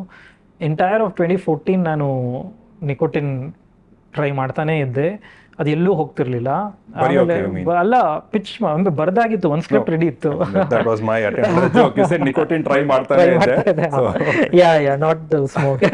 ನಿಕೋಟಿನ್ ಸ್ಕ್ರಿಪ್ಟ್ನ ಟ್ರೈ ಮಾಡಿ, and so I was almost ಇದೇನು ವರ್ಕ್ ಆಗ್ತಿಲ್ಲ. And people are like huge expectations ಅಲ್ಲ, ಲೂಸಿ ಆದ್ಮೇಲೆ ಇವ್ರು ಏನೋ ನೆಕ್ಸ್ಟ್ ಬಾಹುಬಲಿ ಮಾಡ್ಬಿಡ್ತಾರೆ. ಸೊ ಅವಾಗ ಆ ಟೈಮಲ್ಲಿ ಇವ್ರು ಸುಮ್ಮನೆ ಹೇಳ್ತಾ ಇದ್ರು, ಇಲ್ಲ ಈಗ ಒಂಥರ ಈ ಹಾರರ್ ಜಾನರ್ಗೆ ಆಡಿಯನ್ಸ್ಗೆ ಒಂದು ಲೈಕಿಂಗ್ ಇದೆ, ಬೇರೆ ಇಂಡಸ್ಟ್ರೀಸ್ ಎಲ್ಲ ಒಂದೊಂದು ಈ ಥರದ್ದು ಏನೋ ಬರ್ತಾ ಇದೆ, ಟ್ರೈ ಮಾಡಿ. ನಾನು ತುಂಬ ನನಗೆ ಅದು ಇಷ್ಟನೇ ಇಲ್ಲ, why don't you just think of something ಅಂತ. ಸೊ ಅವಾಗ ನನಗೆ ಈ ಥಾಟ್ ಬಂದಿದ್ದು, ಜಸ್ಟ್ ಅದು ಯಾಕೆ ಅವರು ಬಾದಲ್ ಅವರು ಅದೇ ಫ್ಲೈಓವರ್ ಬಗ್ಗೆ he was creating some movement. Then I thought ಒಬ್ಬ artist can do it, as a film maker how would I do it, ಹಂಗೆ ಶುರು ಆಗಿದ್ದದು. And then this one line came, what if the you know your own family is affected. ಅದಾದರೆ ಈಗ ಆ ಕಥೆನ ಹೆಂಗೆ ಹೇಳೋದು ಅಂತ ಬಂತು. ಹಾಗಾಗಿ ಅದು ಒಂದು ಸೂಪರ್ ನ್ಯಾಚುರಲ್ ಎಲಿಮೆಂಟ್ ಯಾಕೆ ಬಂತು ಅಂದರೆ, ಐ ವಾಸ್ ಲುಕಿಂಗ್ ಅಟ್, ನಾನು ಇದನ್ನು ಡಾಕ್ಯುಮೆಂಟ್ರಿ ಥರ ಮಾಡಿದ್ರೆ ಯಾರೂ ನೋಡಲ್ಲ, ಒಂದು 10 ನಿಮಿಷದ ಫಿಲ್ಮ್ ಮಾಡಿ ಹಿಂಗೆ ಮಾಡಿಬಿಡಿ ಅಂದರೂ ಯಾರೂ ನೋಡಲ್ಲ. ಒಬ್ಬ ಆಡಿಯನ್ಸಿಗೆ I have to give him a thrill of watching a film. ಆ ನೋಡೋ ಎಕ್ಸ್ಪೀರಿಯನ್ಸಲ್ಲಿ ಇದೊಂದು ಥಾಟ್ ಅವರು ಕನ್ವೆ ಆಗಬೇಕು. ಹಂಗೆ ಬರೀತಾ ಅದು ಆ ಥರ. ಅಂದರೆ ಈಗ ನಾನೇ ಪ್ರಶ್ನೆ ಮಾಡೋದಾದರೆ, ನನ್ನ ಮೊದಲನೇ ಪ್ರಶ್ನೆನೇ ಯಾಕೆ ಜನ ಅದನ್ನು ಮಾಡುತ್ತಾರೆ ಅಂತ. ಅಂದರೆ ಈಗ ಒಬ್ಬ ಫ್ಲೈಓವರ್ ಮೇಲೆ ಹೋಗ್ತಿರೋನು, ಅವ್ನಿಗೆ ಏನು ಲೈಫಲ್ಲಿ ಅಷ್ಟು ಅರ್ಜೆಂಟ್ ಕೆಲಸ ಇದೆ, ಅಲ್ಲಿ ಗಾಡಿ ನಿಲ್ಲಿಸ್ಬಿಟ್ಟು ಅಲ್ಲಿರೋ ಕಲ್ಗಳನ್ನ ಪಕ್ಕದಲ್ಲಿಟ್ಟು ಅಲ್ಲೊಂದು ಟರ್ನ್ ಮಾಡ್ಕೊಂಡು ಹೋಗಬೇಕು ಅಂದರೆ ಅವ್ನ ಥಾಟ್ ಪ್ರಾಸೆಸ್ ಏನಿರುತ್ತೆ ಅಂತ. ಸೊ ದ್ಯಾಟ್ ಬಿಕೇಮ್ ರಚನಾ. ಈಗ ನೀವು ಫಿಲ್ಮಲ್ಲಿ ನೋಡಿದ್ರೆ ಶ್ರದ್ಧಾ ಅವ್ರು ಯೋಚನೆ ಮಾಡ್ತಿರೋದು ಎಕ್ಸಾಕ್ಟ್ಲಿ ಇದೇ ಪ್ರಶ್ನೆ. ಇನ್ಫ್ಯಾಕ್ಟ್ ಡೈಲಾಗೇ ಇದೆ, ನಾನು ಈ ಆರ್ಟಿಕಲ್ ಯಾಕೆ ಬರಿತಿದ್ದೀನಿ ಅಂದರೆ ಅವ್ರ ತಲೆಯಲ್ಲಿ ಏನು ಓಡ್ತಿರುತ್ತೆ, ಅದು ನನ್ನ ಡೈಲಾಗ್ ಅದು. ಸೊ ಅಲ್ಲಿಂದ ಕ್ಯಾರೆಕ್ಟರ್ ಹುಟ್ಟಿತು. ಆ ಕ್ಯಾರೆಕ್ಟರ್ ಹುಟ್ಟಿದ ಮೇಲೆ ಈಗ ಅವರು ಪ್ರಶ್ನೆ ಮಾಡ್ಕೊಂಡು ಹೋದಾಗ ಇದೊಂದು ಡ್ರಾಮ್ಯಾಟಿಕ್ ಎಲಿಮೆಂಟ್ ಏನು ತರ್ಬೋದು, ಓಕೆ ಎಲ್ಲ ಸಾಯ್ತಾ ಇದ್ದಾರೆ, ಎಲ್ಲ ಸಾಯ್ತಾ ಇದ್ದಾರೆ, ಒಂದು ಮಿಸ್ಟ್ರಿ ಕ್ರಿಯೇಟ್ ಆಗುತ್ತೆ. ಸೂಪರ್ ನ್ಯಾಚುರಲ್ ಎಲಿಮೆಂಟಿಗೆ ಒಂಥರ ನನ್ನ ಫ್ರೆಂಡ್ ಹೇಳಿದ ರೀಸನ್ಗೆ ಒಂದು ಸ್ವಲ್ಪ ಮೂವ್ ಆದರೆ, ಕ್ರಿಯೇಟಿವ್ಲಿ ತುಂಬ ಇಷ್ಟ ಆಗಿದ್ದೇನು ಅಂದರೆ ದಟ್ ಕ್ಯಾನ್ ಸ್ಟಿಲ್ ಎಕ್ಸಿಸ್ಟ್ ಅನ್ನೋದು. ಈಗ ಹಿಂದಿನಲ್ಲಿ ಒಂದು ಅಡ್ಯಾಪ್ಟೇಷನ್ ಮಾಡಿದ್ರು, ಯೂಟರ್ನ್ ಹಿಂದಿ ಬಂದಿದೆ, ಅದರಲ್ಲಿ ಅವರು ಅದನ್ನು they have remove the super natural element. ಚೆನ್ನಾಗಿ ಬಂದಿಲ್ಲ ಅಂತೆ, ಅದು ಜನ ನೋಡಿದವ್ರಿಗೆ ಅಷ್ಟು ಹಿಡಿಸಿಲ್ಲ. ಅದು ನನ್ನ ಜೊತೆ ಅವರು ಸ್ಕ್ರಿಪ್ಟ್ ಡಿಸ್ಕಸ್ ಮಾಡಿದಾಗಲೂ ನಾನು ಅವ್ರಿಗೆ ಹೇಳಿದ್ದೆ, ಇಲ್ಲ ಅದು ತೆಗಿಬೇಡಿ, ಅದು ವರ್ಕ್ ಆಗಿರೋದೇ ಆ ರೀಸನ್ಗೆ, ಏನೋ ಅವ್ರಿಲ್ಲ ಇಲ್ಲ ಸೂಪರ್ ನ್ಯಾಚುರಲ್. ಐ ಸೆಡ್ ಗೊತ್ತಿಲ್ಲದೇನೆ ಆಡಿಯನ್ಸ್ಗೆ, ಒಂದು ಕ್ರಿಟಿಕ್ಗೆ they might say oh film ಚೆನ್ನಾಗಿಲ್ಲ, ಅವ್ರು ಸಡನ್ಲಿ ಜಾನರ್ ಶಿಫ್ಟ್ ಆಗೋಯ್ತು ಅಂತೆಲ್ಲ ಅನಿಸ್ಬೋದು. ಒಬ್ಬ ಕಾಮನ್ ಆಡಿಯನ್ಸ್ಗೆ ಏನು ವರ್ಕ್ ಆಯಿತು ಅಂದರೆ ದಟ್ ಫಿಯರ್. ಹೌದು, ನೀವು ಇವತ್ತಿಗೂ ಒಬ್ಬ ಹಾರ್ಡ್ ಕೋರ್ ಆ ಫಿಲ್ಮ್ನ ನೋಡ್ಕೊಂಡಿರೋ ನೀವು ಡಬಲ್ ರೋಡ್ ಫ್ಲೈಓವರ್ ಮೇಲೆ ಹೋದರೆ ಅವ್ನಿಗೆ ಆ ಪಿಕ್ಚರ್ ನೆನಪಾಗುತ್ತೆ. ಆಮೇಲೆ ಏನೋ ತಪ್ಪು ಮಾಡಬೇಕಂದ್ರೆ ಯಾರಾದರೂ ಇದು ನನಗೆ ವಾಪಸ್ ನನಗೇನಾದರೂ ಮಾಡ್ಬೋದು ಅನ್ನೋ ಒಂದು ಫಿಯರ್ ಕ್ರಿಯೇಟ್ ಆಗುತ್ತೆ. So that supernatural element ನಾನು ಯಾಕೆ ಬರೀತಾ ಜಸ್ಟಿಫೈ ಆಯಿತು ಅಂದರೆ ನನಗೆ that the film is not over when you finish the film. That character can travel with you. You know, because of the supernatural element. Yeah, that can exist anywhere. ನೀವೇ ಹೋಗಿ ಎಲ್ಲೋ ಒಂದು wrong turn ತಗೊಂತೀರಾ ಅಥವಾ wrong left ಮಾಡ್ತೀರಾ ಅಂದಾಗ ನಿಮಗೆ subconsciously you have that fear that you never know. That is what I wanted to play with. And ಇದನ್ನ ಮುಂಚೆನೇ ಗೊತ್ತಿತ್ತು. Yeah, I deliberately wrote it that way because I liked this idea of it has to travel out with you ಅಂತ. Okay. So ಹಾಗಾಗಿ ಅದು ಆ ಜಾನರ್ಗೂ ಹೋಯಿತು. ಆಮೇಲೆ ಆ ಥರದ್ದೊಂದು ಈಗ ರಚನಾ ಕ್ಯಾರೆಕ್ಟರ್ಗೆ everything is outside her life. ಈಗ 4 ಜನ ಸತ್ತವರು ಅವ್ರನ್ನ ಕನೆಕ್ಟ್ ಆದವರಲ್ಲ. ಸೊ ನೀವು ಫಿಲ್ಮ್ ನೋಡ್ತಾ ಒಂದು ಹೇಳಿದ್ರಿ ಆ ಫ್ಯಾಮ್ಲಿದು ಕೊನೆಯಲ್ಲಿ ಬರುತ್ತೆ ಅಂತ. Because my film is not about them, my film is about how Rachana ಒಂದು ಕಥೆನ ಹೇಗೆ ನೋಡಿದ್ರು ಅನ್ನೋದು. ಸೊ ಅದಕ್ಕೇನೆ ರಚನಾಗ ಒಂದು ಬಾಯ್ ಫ್ರೆಂಡ್ ತಂದ್ವಿ, ದಿಲೀಪ್ ರಾಜ್ ಅವ್ರು ಆ್ಯಕ್ಟ್ ಮಾಡಿದ್ದು. ಆಮೇಲೆ ಅವ್ರದ್ದೊಂದು ಸಂಬಂಧ ಬರೀ ಒಂದು 3-4 ಸೀನಲ್ಲಿ ಬರುತ್ತೆ. ಬಟ್ ತುಂಬಾ ಜನಕ್ಕೆ ಇವರಿಬ್ರು ಚೆನ್ನಾಗಿರ್ಬೇಕು ಅನ್ನೋದೊಂದು ಕ್ರಿಯೇಟ್ ಆಗುತ್ತೆ. ಅಂಥದ್ರಲ್ಲಿ ಅವನೇ ಅದು ಅಂದಾಗ you start rooting for him. ಈಗ ನಿಮ್ಗೆ ಎಲ್ಲಿ ಕಾನ್ಫ್ಲಿಕ್ಟ್ ಅಂದ್ರೆ ಅವ್ನು ಏನೂ ಆಗ್ಬಾರ್ದು ಬಟ್ ಅವ್ನು ಆ ತಪ್ಪು ಮಾಡ್ದ ಆಮೇಲೆ ಅವ್ನಿಗೆ ಏನಾದ್ರೂ ಇವಳೇ ಕಾರಣ, ಇವಳು ಆ ಥರದ್ದು ಒಂದು ಕ್ರಿಯೇಟ್ ಆಗ್ತಾ ಹೋಯ್ತು ಡ್ರಾಮಾ. ಸೊ ದಟ್ ಈಸ್ ಅಂದ್ರೆ ಏನಾಗುತ್ತೆ, ಒನ್ಸ್ ನೀವು ಆ ಜಾನರ್ನ ಅಕ್ಸೆಪ್ಟ್ ಮಾಡ್ಕೊಂಡ್ರೆ there is a lot of interesting points. ಒಂದಿಷ್ಟು ಜನ ಜಾನರ್ ಶಿಫ್ಟ್ ಆಗಿದ ತಕ್ಷಣ they felt they were alienated. ಒಂದಿಷ್ಟು ಜನಕ್ಕೆ ತುಂಬಾ ಅಕ್ಸೆಪ್ಟ್ ಕೂಡ ಆಗಿದೆ. I mean no wonder it got made in so many languages. ಇನ್ನೊಂದು ಪಾಯಿಂಟ್ ಹೇಳಿದ್ರೆ, ಅವರಿಬ್ರು ಆಡಿಯನ್ಸ್ಗೆ ಅವರಿಬ್ರನ್ನ ನೋಡಿದಾಗ ಅವರಿಬ್ರು ಚೆನ್ನಾಗಿರ್ಲಿ ಅಂತ ಅನ್ಸ್ಬೇಕು ಅಂತ. ಇದಕ್ಕೆ ಉತ್ತರ ಕೊಡಕ್ಕಾಗತ್ತಾ ಗೊತ್ತಿಲ್ಲ, ಬಟ್ ಅದನ್ನ ಬರವಣಿಗೆಯಲ್ಲಿ ಹೇಗೆ ತರಿಸೋದು? Is there a hack? I think as relatable as possible. ಮಾಡೋದು ಆಸ್ ರಿಲೇಟಬಲ್ ಆಸ್ ಪಾಸಿಬಲ್ 2-3 ಇದೆ. ನಾನು ಹಿಂದಿದು ತುಂಬಾ ಅರ್ಲಿ ಡಿಸ್ಕಷನ್ಸ್ ಅಲ್ಲಿ ನನಗೆ ಡೈರೆಕ್ಟ್ ಮಾಡಿ ಅಂದಾಗ ಆ ಹಿಂದಿ ಟೀಮ್ನವ್ರು ತುಂಬಾ ಫ್ಯಾಸಿನೇಟ್ ಆಗಿದ್ರು ಫಿಲ್ಮಲ್ಲಿರುವಂಥ ಒಂದು ಎಲಿಮೆಂಟ್ಸ್ಗೆಲ್ಲ.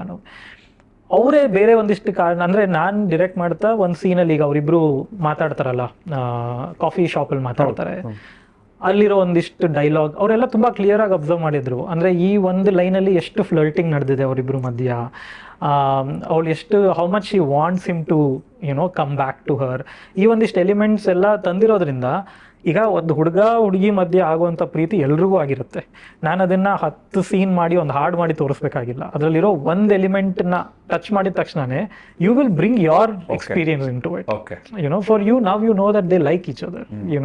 ಅದು ಆ ಪರ್ಫಾರ್ಮೆನ್ಸಲ್ಲಿ ಆ ಕ್ಯಾರೆಕ್ಟರ್ಗಳ ಮಧ್ಯ ಇರುವಂಥ ಒಂದು ಮೊಮೆಂಟಲ್ಲಿ I think she leaves her phone behind. ನನಗೂ ಮರ್ತೋಗಿದೆ ಬೇಕಂತ.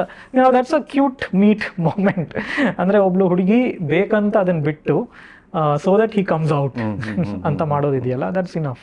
ಲೈಫು ಇಷ್ಟೇನೆ ಆಗಲಿ, ಲೂಸಿಯಾ ಆಗಲಿ, ಯೂಟರ್ನ್ ಆಗಲಿ, ಇದರಲ್ಲೆಲ್ಲ ಒಂದು ಐದರ್ ದಿ ಪ್ರೊಟ್ಯಾಗನಿಸ್ಟ್ಗೇನೆ ಅಥವಾ ಕಥೆನೇ ಐದರ್ ಒಂದು ಸೈಕಲಾಜಿಕಲ್ ಟ್ವಿಸ್ಟ್ ಇರುತ್ತೆ ಅಥವಾ ಸೈಕಲಾಜಿಕಲ್ ಆಸ್ಪೆಕ್ಟ್ ಇರುತ್ತೆ, ಆ್ಯಂಡ್ ಒಂದು ಹೈ ಕಾನ್ಸೆಪ್ಟ್ ಎಲಿಮೆಂಟು ಇರಬಹುದು, right? What is this liking towards getting into the psyche of your protagonist or even inside of the audience? I think it's basic storytelling actually. I would say ನಾನೇನು ತುಂಬ high concept cinema ಮಾಡ್ತಿಲ್ಲ. ನೀವು ನಾಟಕಗಳು ಓದಿದ್ರೆ, ಈಗ ಮೆಕ್ಬೆತ್ ಓದ್ತೀರಾ, ಅದೆಲ್ಲನೂ it's basic.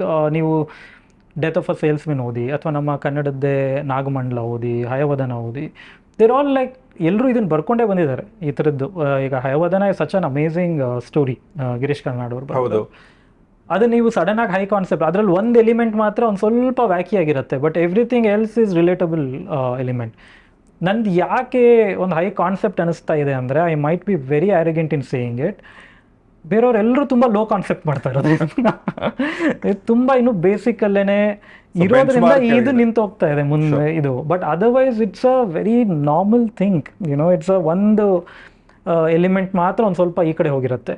But I keep thinking, ಈಗ ನಾವು ಎಷ್ಟು 250 ಸಿನಿಮಾ ಮಾಡ್ತೀವಿ ಒಂದು ವರ್ಷದಲ್ಲಿ ಅಂತ ಅಂದರೆ, ಅದರಲ್ಲಿ 80-90% ಅನ್ಬೋದು ಅದರಲ್ಲಿ ಇನ್ವೆಸ್ಟ್ ಮಾಡ್ತಿರೋನು ಒಂದು ಬೇರೆ ಬಿಸ್ನೆಸ್ಗಳ ಥರ ನೋಡ್ತಾನೆ. ಈ ಒಂದು 4 ಸಿನಿಮಾ ಇಷ್ಟು ದುಡ್ಡು ಮಾಡಿದೆಯಂತೆ, ಸೊ ನಾನು ಇನ್ವೆಸ್ಟ್ ಮಾಡಿ ಇಂಥದ್ದೇ ಸಿನಿಮಾ ಮಾಡಿದ್ರೆ ಒಂದು 10-20% ಪ್ರಾಫಿಟ್ ಬರ್ಬೋದು ಅಂತ.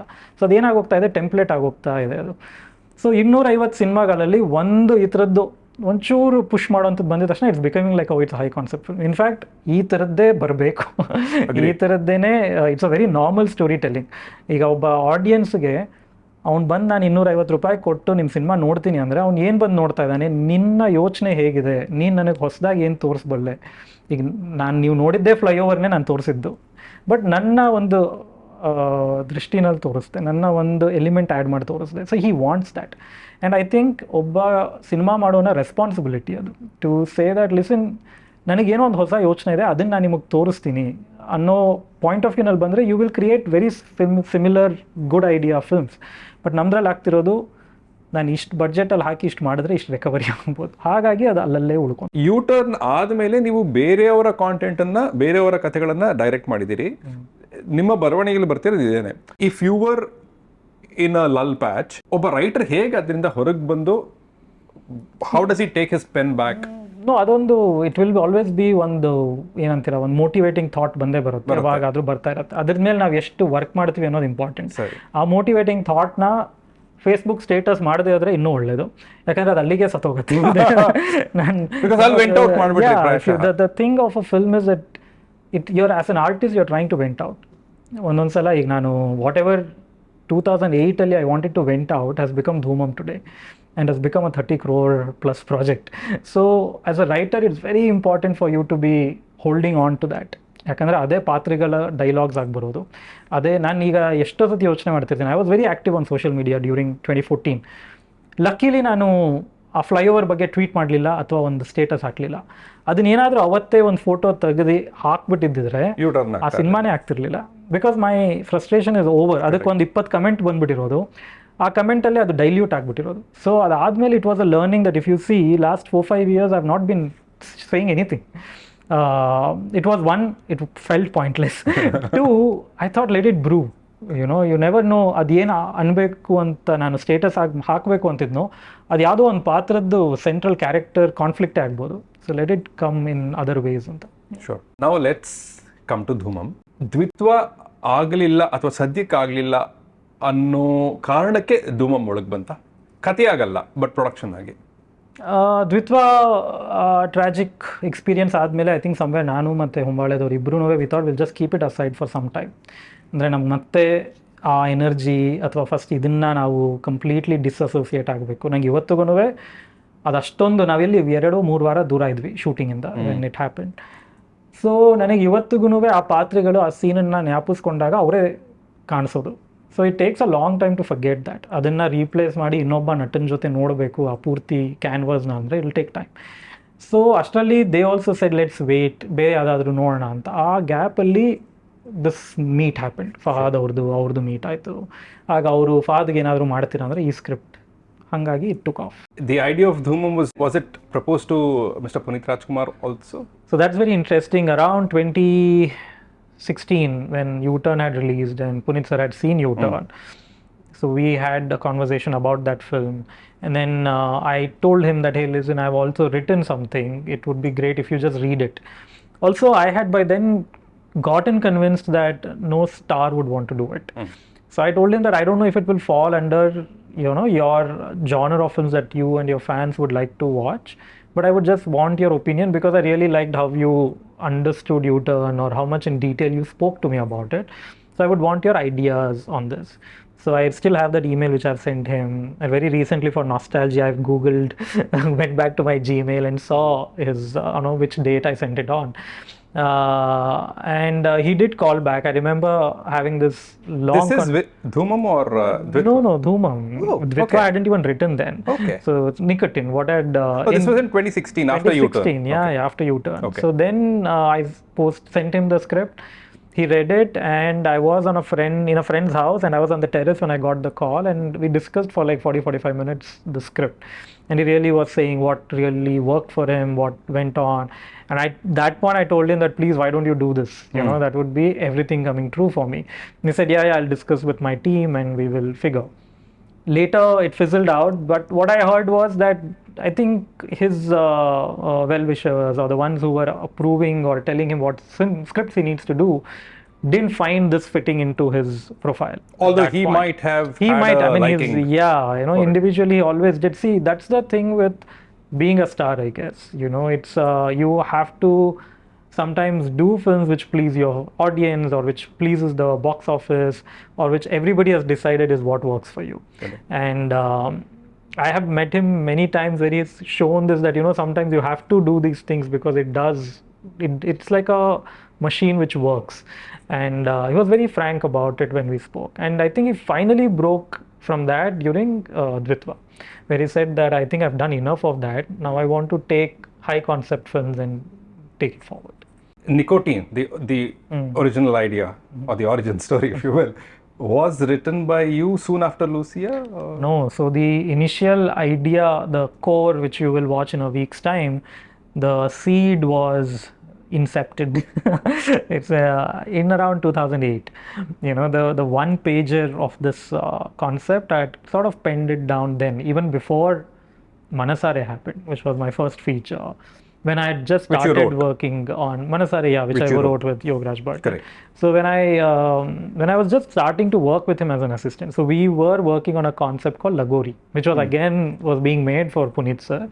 And during that time, because that was my first year into a feature film or a, what you would call a popular genre filmmaking setup, that's when I got this little idea, and I would just share it with my friends within the team, and everyone will be like, "This is too bizarre" and stuff like that. So I kind of was convinced that this can't be my first film. It was, and also thankfully it was not my first film, because now I look back at that first page and it was very underdeveloped. It needed these many years of me experiencing cinema, life, everything to be able to make it now. So in retrospect, all the delays were welcomed. At any stage, I'm glad I didn't do it. So it started then, and years passed by. Every film I make, or every time I have a jobless period, I would go back and keep looking at how else can I write it, what else can I introduce into the script. And over the years, many changes have happened. The protagonist was someone else. And 2 years passed for me to realize that, that can't be the protagonist. We have to make somebody else the protagonist. And then so I think that would be a great conversation to have once the film releases, because I really love how things changed for this film with years and with experience of watching more films and doing more films. We will talk about it after the film releases, but if you can just, because that's a very interesting point you made. In a story, after having written the first draft or many more drafts, you sit back and you look at it and make a decision, this cannot be the protagonist. Yeah. And because I'm seeing someone else as the protagonist, perhaps. What drives that view or decision, if you will? So in this film, I think what I felt after living with the film for a couple of initial early months or a year or two is that I figured at the end of it, whatever I'm trying to say or whatever emotions I'm trying to bring in through the film, if it happens through this protagonist, it doesn't really translate to the audience. There is a sort of a distance from this person for the audience when they're watching him go through this. And that's when I figured that for a year or two, why is it not convincing as a script is because you feel disconnected from the protagonist right from the beginning. So no matter what he goes through, you don't feel for him. And it took me that long to do a Life Ishtene, to realize that, hey, if I switch and bring in a new person and now say the story through him, then everything is heard and felt differently. That went on for a year. And then came the biggest twist, which is now part of the film. That was in 2014 when I was flying back from Hyderabad, having pitched this to one of the actors in Telugu, and had a long conversation with him and with the producer. They all had their questions and they were very excited about Lucia. They were like, we have to work with you. And I said, great, so this is my kick-ass concept. But they were not convinced, and convinced as in, they said it's a good concept, but I don't know if as a star I can take this forward and all that. So on the flight back, it was a late night flight, and then came the major switch wherein a big key point, I shifted that to another character. Okay. And then I remember working the whole thing in the flight, and then I got down, rushed to my car, and I have a friend in Mumbai who generally listens to my script and all. So I sat and discussed for almost 90 minutes in the parking lot about this big shift. And he said, yeah, this looks very new now that everything is kind of falling in place. So those three pillars, foundations of the script happened back then, like shifting of a protagonist, introducing someone else, and making the big conflict happen to them. All that is very interesting. So I've loved the process of how it's evolved over time. Going back to what you've said earlier about how you come up with ideas, right? I think you've also said, depending on the phase of life you are in and the questions that are brewing in your mind, maybe those also translate as film material for you, right? In that sense, was Dhoomam an idea that just struck you at one point, or did you read something? Where did you pick it up? Oh, no, it was being a victim of smoking. It started from there because I don't smoke and I was subjected to a lot of passive smoking. which was like, why am I subjected to this? Why am I going through this? Okay. And so that was such a hard question, because I literally would go back home with clothes smelling of nicotine, and and I find I kind of get headaches when I spend too much time in. So it stayed. So it kind of was a question of how did we end up in this reality, and drinking versus reality of where smoking is a norm, generally, or very common? exactly on that note. And also how drinking is different from smoking, because drinking, you're consuming it. So I could sit with you, you could be drinking and I'm not affected. It's my choice and I'm not, but do whatever you want, it's only affecting you or helping you, right? But smoking is not that. You're actually affecting everybody around. So I thought it's a very the thought of how that is okay. ಆ ಒಂದು idea, ಒಂದು full blown script ಹೇಗಾಗತ್ತೆ, ನೀವು ಹೇಗೆ ಅದನ್ನು ತಯಾರು ಮಾಡ್ತೀರಿ? ಅದು ನೋಡಿದ್ಮೇಲೆ ಡಿಸ್ಕಸ್ ಮಾಡೋದು ಈಸಿ, ಯಾಕಂದ್ರೆ ಈಗ ಏನೇ ಹೇಳೋಕ್ಕೋದ್ರು ಒಂದಿಷ್ಟು ಪ್ಲಾಟ್ ಪಾಯಿಂಟ್ಸ್ ಓಪನ್ ಆದಂಗೆ ಆಗುತ್ತೆ. ಈಗ ಯೂಟರ್ನ್ ಅನ್ನೇ ತಗೊಳ್ಳೋಣ ಹಾಗಿದ್ರೆ. ನಾನು ಲೂಸಿಯಾ ಅರ್ಥದಲ್ಲಿ ಆಗಲೇ ಹೇಳಿದ್ನಲ್ಲ, ಸೇಮ್ ಅಂದರೆ ಯೂಟರ್ನಲ್ಲೂ ಅಷ್ಟೇ. ನನ್ನ ಪ್ರಶ್ನೆ ಏನಾಗಿತ್ತು, ಅದೇ ಒಬ್ಬ ಮೇನ್ ರಚನಾ ಅಥವಾ ಶ್ರದ್ಧಾ ಮಾಡಿದಂಥ ಪಾತ್ರದ್ದು ಅದೇ ಪ್ರಶ್ನೆ ಆಗಿತ್ತು. ಈ ಥರ ಕಲ್ಲು ಪಕ್ಕಕ್ಕಿಟ್ಟು ಯೂಟರ್ನ್ ತೊಗೊಳ್ಳೋ ಅಂಥದ್ದು ಯಾಕೆ ಮಾಡ್ತಾರೆ ಜನ, ಅವ್ರ ಸೈಕಿ ಏನು ಅನ್ನೋದೇ ನನ್ನ ಪ್ರಶ್ನೆ. ಆ ಪ್ರಶ್ನೆಯಿಂದ ಶುರುವಾಗಿ ನಾನೇ ಹೋಗಿ ಇನ್ವೆಸ್ಟಿಗೇಟಿವ್ ರಿಪೋರ್ಟಿಂಗ್ ಅಥವಾ ಜರ್ನಲಿಸಮ್ ಮಾಡ್ತಿರ್ಲಿಲ್ಲ. I mean idea is to actually stand there. Real ಆಗಿ ಯಾರು ತೊಗೊತಿದ್ರೆ ಅವ್ರಿಗೋಗಿ ವಿಚಾರಿಸೋದು, ನೀವು ಯಾಕೆ ಮಾಡಿದ್ರಿ ಇದನ್ನು, ಅಲ್ಲೇ ಕೆಳಗಡೆ ಹೋಗಿ ಬರ್ಬೋದಲ್ಲ, ಇಲ್ಲೇ ಮಾಡೋದ್ರಿಂದ. ನಾನೇನು ಮಾಡಿದೆ, ಅದ್ರ ಬದಲು ಒಂದು ಪಾತ್ರ ಮಾಡಿದೆ, ಅದ್ರ ಬದಲು ಅದರದ್ದೇ ಆದ ಒಂದು ವರ್ಲ್ಡ್ ಕ್ರಿಯೇಟ್ ಮಾಡಿ I made a film out of it. ನನ್ನ ಧ್ವನಿಯಾಗಿ ರಚನಾ ಅನ್ನೋ ಕ್ಯಾರೆಕ್ಟರ್ನ ಹೇಳ್ತೀನಿ. ಫಸ್ಟ್ ಆಫ್ ಆಲ್ ಅದು ಯಾಕೆ ಒಬ್ಬ ಗಂಡಸು ಕ್ಯಾರೆಕ್ಟರ್ ಆಗಲಿಲ್ಲ? It's very interesting. ನೀವು ಯಾಕಂದರೆ ಮೊದಲನೇ ಡ್ರಾಫ್ಟಲ್ಲಿ ಇಟ್ ವಾಸ್ ಅ ಮೇಲ್ ಕ್ಯಾರೆಕ್ಟರ್ದು ನಮ್ಮದೇ ಆದೊಂದು, ನಂಗೆ ಗೊತ್ತಿಲ್ಲ ಎಷ್ಟು ಜನ ಇಂಟರ್ವ್ಯೂ ನೋಡ್ತಾರೆ, but what I am saying is very interesting discovery. ನಮ್ಮದೇ ಆದೊಂದು social idea of a male is very different, ಆಯಿತಾ? ಈಗ ನೀವೀಗ ಸುಮ್ಮನೆ ನನ್ನ ಫ್ರೆಂಡ್ ಆಗಿರೋದ್ರಿಂದ ದಿಗಂತ್ ಅಂದ್ಕೊಳ್ಳೋಣ. ಈಗ ದಿಗಂತ್ ಪಾತ್ರ ರಚನ್, ಅವನು ಬಂದ, ಅವನು ಅದನ್ನು ನೋಡ್ಬಿಟ್ಟು ಇದನ್ನು ಯಾಕೆ ಹಿಂಗೆ ಮಾಡ್ತೀರ ಅಂದಿದ ತಕ್ಷಣವೇ ಹಿಸ್ ಥಾಟ್, ಅದನ್ನು ನಾವು ಸೆನ್ಸಿಟಿವ್ ಆಗಿ ನೋಡಲ್ಲ, ಅದನ್ನು ನಾವು ತುಂಬ ಕ್ರಿಟಿಕಲ್ಲಾಗಿ ಅಕ್ಸೆಪ್ಟ್ ಮಾಡ್ತೀವಿ. ಒಬ್ಬ ಮೇಲ್ ಆ್ಯಕ್ಟರ್ ಅದನ್ನು ಮಾಡಿದಾಗ ಹಿ ವಿಲ್ ಸೇ ದಟ್ ಇದು ತಪ್ಪು, he is standing for a right and wrong ಅಂತ ನೋಡ್ತೀವಿ. ಬಟ್ ಅದೇ ಒಂದು ರಚನಾ ಅಂತ ಒಂದು ಕ್ಯಾರೆಕ್ಟರ್ ನೋಡಿದಾಗ ಶಿ ಇಸ್ ಲೈಕ್, ಯಾಕೆ ಅಂತ it becomes a sensitive. You can assign sensitivity to a woman, but you cannot to a male. ಅದು I am not saying you cannot, I am saying that's the audience. I can associate a lot of sensitivity to a male, but ಅದು ಹಂಗಾಯಿತು. ಆಮೇಲೆ ಒಬ್ಬ ಮೇಲ್ character ಅದನ್ನು ನೋಡಿ ಅವನು investigate ಮಾಡೋದೇ ಆದರೆ ಅವನು ಅದನ್ನು ತುಂಬ ಅಗ್ರೆಸಿವ್ ಆಗಿ ಮಾಡಬೇಕು ಅನ್ನೋದೊಂದು ನಮ್ಮ ನಂಬಿಕೆ. ಅವ್ನು ಹಿಂಗೆ ಹೋಗಬೇಕು, ಆಮೇಲೆ ಅವ್ನಿಗೇನಾದರೂ ಕಷ್ಟ ಆದರೆ ಅವನು ಅದನ್ನು ಫೈಟ್ ಮಾಡಿ ಅವನೇ ಆಚೆ ಬರಬೇಕು ಅನ್ನೋದು ಒಂದು. ನಮಗೆಲ್ಲೋ ಒಂದು ಕಡೆ ಅಯ್ಯೋ ಅವಳಿಗೆ ಹಂಗೆ ಆಗಬಾರ್ದು ಅನ್ನೋದು ಯಾಕೆ ಬರುತ್ತೆ ಅಂದರೆ because it's a woman. I am not saying they can't fight, but that's our perception of a woman that she is getting into a problem. ಅದೇ ಒಬ್ಬ Diganth any male character gets into that problem, will say he'll come out. ನೀವು ರಚನಾತ್ character ಹೋಗಿ ಮತ್ತೆ study ಮಾಡಿದ್ರೆ, ಒಂದರಲ್ಲಿ she is very ambitious as a career ಮಾಡ್ಕೋಬೇಕು ನಾನಿದಾಗೆ. ಇನ್ನೊಂದು ಸೆನ್ಸಿಟಿವಿಟಿ, ಈ ಥರದ್ದು ಒಂದು ಆಗ್ತಿರೋದು ಯಾಕೆ, ಅದ್ರ ಬಗ್ಗೆ ಒಂದು ಸ್ಟೋರಿ ಮಾಡಬೇಕು. ಮೂರನೇದು there is a vulnerability where in she is showing my love for this man and she is taking risk. So I mean it's amazing how ನಾವೊಂದು ವುಮನ್ ಕ್ಯಾರೆಕ್ಟರ್ಗೆ we can associate all these emotions and feel normal. But sadly a guy also has it, but cinema over decades has made a guy a macho man. ನೀವೊಂದು ಹುಡುಗನ್ನ ಇಟ್ಕೊಂಡು sensitivity ತೋರಿಸಿದ್ರೆ there is I mean popular ಜಾನರಲ್ಲಿ of course ನೀವು ಈ parallel cinema ಅಥವಾ award cinema ಆ ಥರದ್ರಲ್ಲಿ ಬೇಕಿದ್ರೆ ಮಾಡ್ತಾರೆ ಅಥವಾ ವರ್ಲ್ಡ್ ವೈಡ್ ಮಾಡ್ತಾರೆ. It's actually very important because men do have sensitive feelings and I like to make films about that. And I somewhere felt U-turn the approach alli if woman bandidrindane adu tumba it became universal. ಈಗ Bengali lagli ellರೂ they used a female protagonist. They never changed the gender and tried doing it. Somewhere I feel it is because our perception of a man is Baahubali, he doesn't go through pain. I think recent ಒಂದು ಸಂದರ್ಶನದಲ್ಲಿ ಪೇಪರಲ್ಲಿ ಓದಿದೆ ಅನ್ಸುತ್ತೆ ನಿಮ್ಮದು,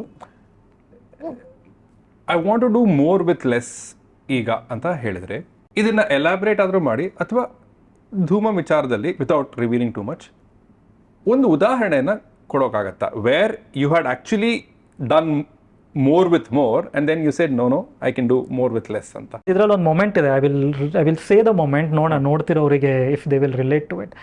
2 ಕ್ಯಾರೆಕ್ಟರ್ಸ್ಗೆ ಒಂದು conflict ಇದೆ ಫಿಲ್ಮಲ್ಲಿ. ಅಂದರೆ ಇವನಾಗಲ್ಲ, ಅವನಾಗಲ್ಲ. ಅದು ನೀವು ಏನೂ ಡೈಲಾಗ್ ಇಲ್ಲದೆ ಹೇಗೆ ತರ್ಬೋದು. ಅಂದರೆ ಇಟ್ ವಾಸ್ ನಾಟ್ ದಟ್ ಹೆಂಗೆ ತರ್ಬೋದು ಅನ್ನೋ ಅಟೆಂಪ್ಟ್ ಮಾಡಲಿಲ್ಲ ನಾನು. ಬಟ್ ಆ ಸೀನಲ್ಲಿ ನಡೀತಿರೋಂಥ ಮಾತುಕತೆಗಳೇ ಬೇರೆ. ಬಟ್ ಇವ್ರಿಬ್ರದ್ದು ಒಂದು ಹೇಟ್ಫುಲ್ನೆಸ್ ಏನಿದೆ ಅದನ್ನು ತರಬೇಕಿತ್ತು. ಅದು ನಾನು ಶೂಟ್ ಮಾಡಿದೆ. ಈಗ ಎಡಿಟ್ ಮಾಡಬೇಕಂದ್ರೆಲ್ಲ ಅದು ನನಗೆ ಫ್ಯಾಸಿನೇಟ್ ಮಾಡ್ತಾ ಇದೆ. ಎಂಥ ಒಳ್ಳೆ ಮೊಮೆಂಟ್ ಬಂತು where I didn't even have to say anything. ಇಬ್ಬರು ಒಬ್ರಿಗೊಬ್ರು ಮಾತಾಡೋದು ಇಲ್ಲ. ಬಟ್ ಅದು ಅವರಿಬ್ಬರು ಮಧ್ಯೆ ಇಷ್ಟು ಸ್ಟ್ರಾಂಗ್ ಒಂದು ಡಿಸ್ಲೈಕ್ ಇದೆ ಅನ್ನೋದು it came out. I think 3-4 years ago I would have written a scene. ಅದ್ರ ಬಗ್ಗೆ ಅವನೇನೋ ಹೇಳ್ತಾನೆ. ಇದರಲ್ಲಿ ಸೀನೇ ಇಲ್ಲದೆ ಆ ಒಂದು ಮೊಮೆಂಟಲ್ಲಿ we audience know that shit they don't like each other. That is I think what I was saying.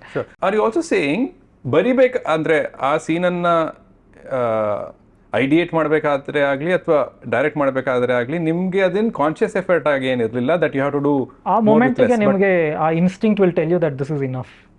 ನೀವು ಶೂಟ್ ಮಾಡಬೇಕಂದ್ರೆ ಐ ವಿಲ್ ಬಿ ಲೈಕ್ ನೀನು ಬಾ ಇಲ್ಲಿ ಹಿಂಗೆ ಮಾತಾಡು ಆ್ಯಂಡ್ ನೀವು ಹಿಂಗೆ ರಿಯಾಕ್ಟ್ ಮಾಡಿ ಅಂತೀನಿ. ಆ ಮೊಮೆಂಟಿಗೆ years of experience will tell you that is enough.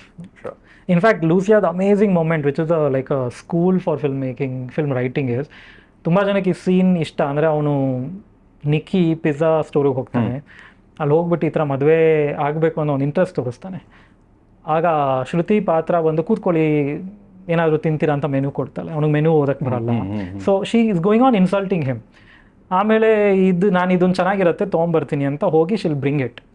Plates ಎಲ್ಲ ಇಡಬೇಕಂದ್ರೆ ಶಿ ವಿಲ್ ಸೇ ನಾನು ಈ ಕೆಲಸ ಮಾಡ್ತೀನಿ, ನನಗಿಲ್ಲಿ ಇಷ್ಟು ಸಂಬಳ ಸಿಗತ್ತೆ, ಟಾರ್ಚ್ ಹಾಕೊಂಡು ಬ್ಯಾಟ್ರಿ ಬಿಡೋರಿಗೆ ಅಷ್ಟು ಸಂಬಳ ಸಾಕಾ ಅಂತ. She will be like very cold scene it is.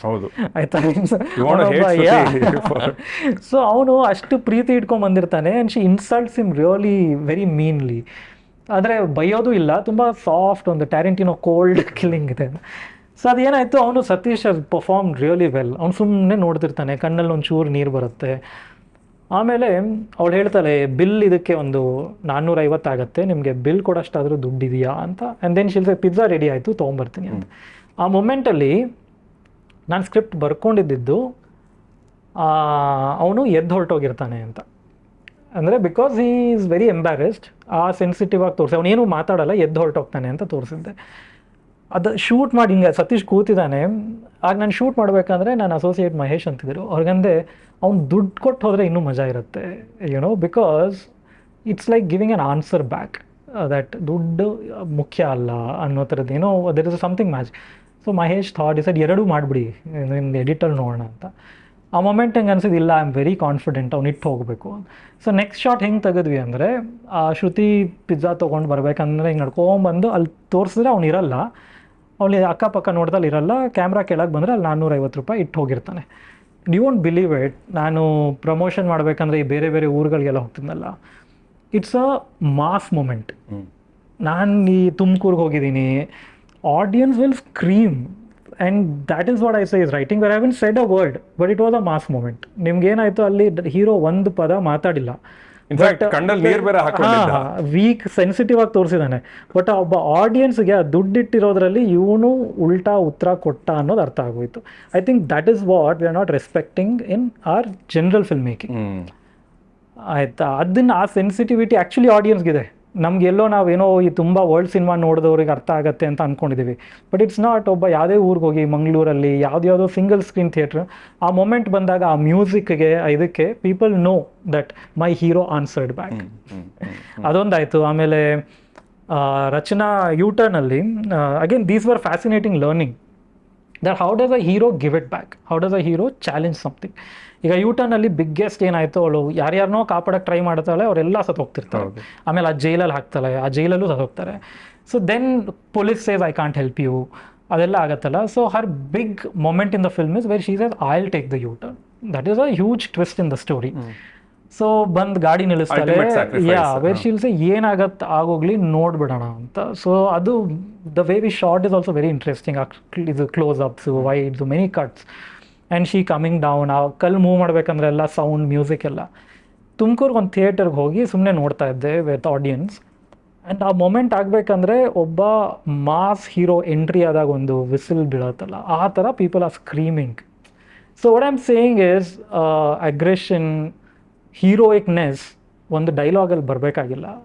YONO, ನೀವು ಒಂದು ಕರೆಕ್ಟಾಗಿರೋ ಒಂದು ಕ್ಯಾರೆಕ್ಟರ್ ಪ್ಲಾಟ್ ಬಿಲ್ಡ್ ಮಾಡ್ಕೊಂಡು ಬಂದರೆ ಅವರೊಂದು ಆ್ಯಕ್ಷನಲ್ಲಿ ನೀವು ಆ ಮೊಮೆಂಟ್ನ ಜನರಿಂದ ತರ್ಬೋದು. ದಟ್ಸ್ ದಿ ಕೀವರ್ಡ್, ಬಿಲ್ಡ್ ಮಾಡ್ಕೊಂಡು ಬರಬೇಕು ಅಲ್ಲಿವರೆಗೂ.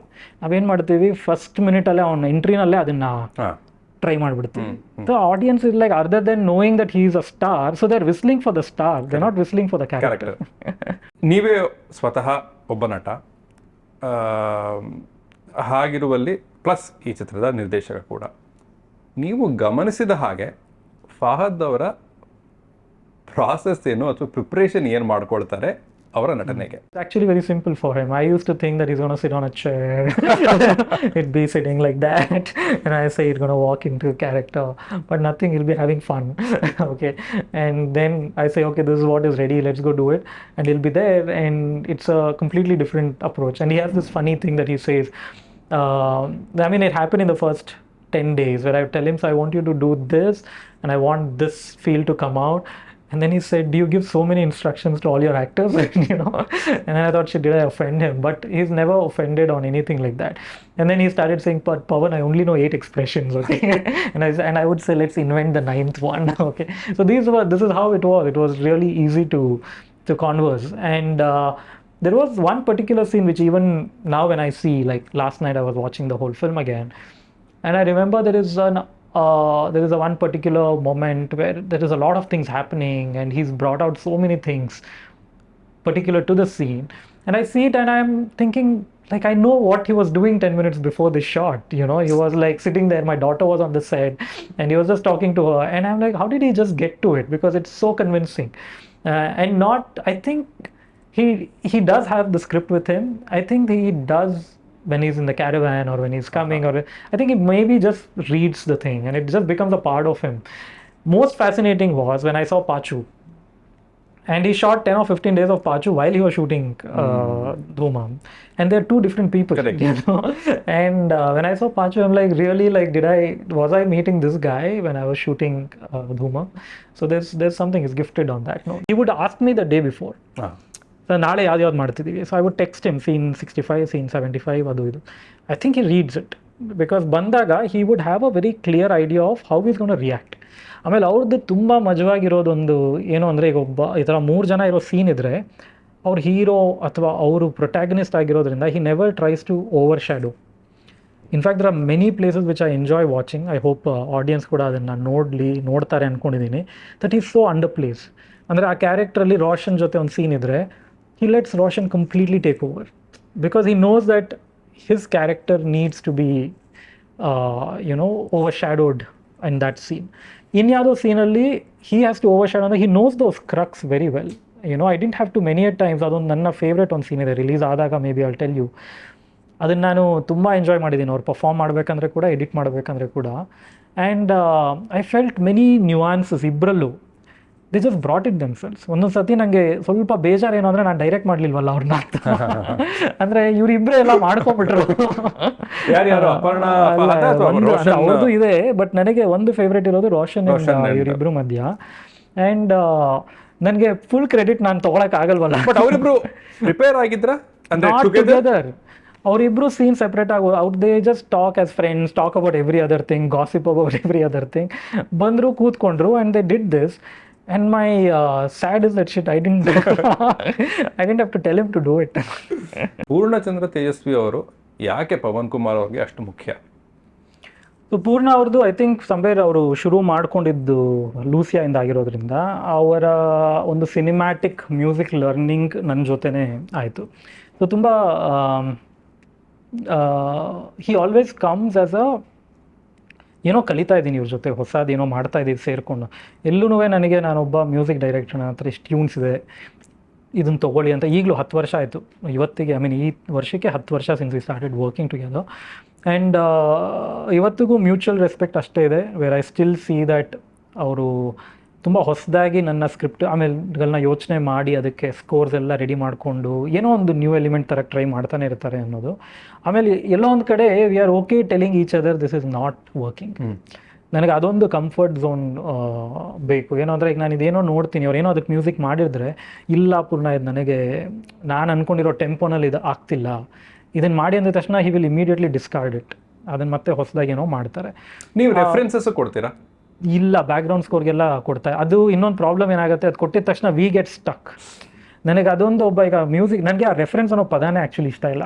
ಅದೇನಾಗುತ್ತೆ, ಈಗ ಆರ್ಟಿಗೆ ಹೇಳ್ತಾರೆ ಇದು ತುಂಬ horrible system which corporates have created, ಇದಕ್ಕೇನೋ ಒಂದು ರೆಫರೆನ್ಸ್ ಕೊಡಿ ಅಂತ. ನಾನು ರೆಫರೆನ್ಸ್ ಕೊಡೋದಾದರೆ ಹೊಸತನ ಎಲ್ಲಿ ಬರುತ್ತೆ? ಈಗ ನಾನು ಒಂದು ಬಾರ್ ಸೆಟಪ್ ಅಂದರೆ ನಾನೊಂದು 4 ಬಾರ್ ಸೆಟಪ್ ಪಿಕ್ಚರ್ ನಿಮಗೆ ತೋರಿಸ್ಬಿಟ್ರೆ ಇವತ್ತಿನ ದಿನ ಗೂಗಲಲ್ಲಿ ಮಾಡೋದು ತುಂಬ ಈಸಿ. ಆಗ ಹೊಸದಾಗಿ ನೀವೇ ಒಂದು ಸೆಟ್ ಮಾಡೋದನ್ನು ನಾನೇ ಲಿಮಿಟ್ ಮಾಡ್ತಾ ಇದ್ದೀನಿ ಅಂತ. ಅದು ಸೊ ಮ್ಯೂಸಿಕಲ್ಲೂ ಐ ಡೋಂಟ್ ಟೆಲ್ ಹಿಮ್, ಒಂದು ಫೀಲ್ ಹೇಳ್ಬೋದು, ನನಗೆ ಈ ಮೂಡ್ ಬೇಕು, ಈ ಫೀಲ್ ಬೇಕು. ಅದಾದಮೇಲೆ I deliberately tell him that you go freak out, you know like ಇದು ಯೂಶಲಿ ಒಂದು ಸ್ವಲ್ಪ ಜನ ಎಡಿಟ್ ಮಾಡಬೇಕಂದ್ರೆ ಅವರೇ ಒಂದು ಟೆಂಪ್ ಮ್ಯೂಸಿಕ್ ಅಂತ ಹಾಕ್ಕೊಂಡು ಮಾಡ್ತಾರೆ. ಅದಾದಾಗ ನಿಮ್ಗೆ ಅದರದ್ದು ಅಣ್ಣ ತಮ್ಮ ಅಕ್ಕ ಅಕ್ಕಪಕ್ಕನೇ ಸಿಗೋದು. ಹೊಸದಾಗಿ ಒಬ್ಬ ಪಾಪ ಮ್ಯೂಸಿಕ್ ಡೈರೆಕ್ಟ್ರು ಬ್ಲಾಕ್ ಆಗಿ ಹೋಗ್ತಾನೆ, ಇದಕ್ಕೆ ಹಿಂಗೇನೋ ಮಾಡ್ಬೇಕಂತೆ ಅಂತ. ಸೊ ಲಕ್ಕಿಲಿ ವಿ ಹ್ಯಾವನ್ ಅಲ್ಲಿಗೆ ಸ್ಟಕ್ ಆಗಿಲ್ಲ ಇಬ್ರು. ಆದ್ರೂ ನೀವು ಅವ್ರಿಗೆ ಹಾಡುಗಳನ್ನ ಕೊಡಲ್ಲ, ಮಾಡೋ ಅವಕಾಶ ಕೊಡಲ್ಲ.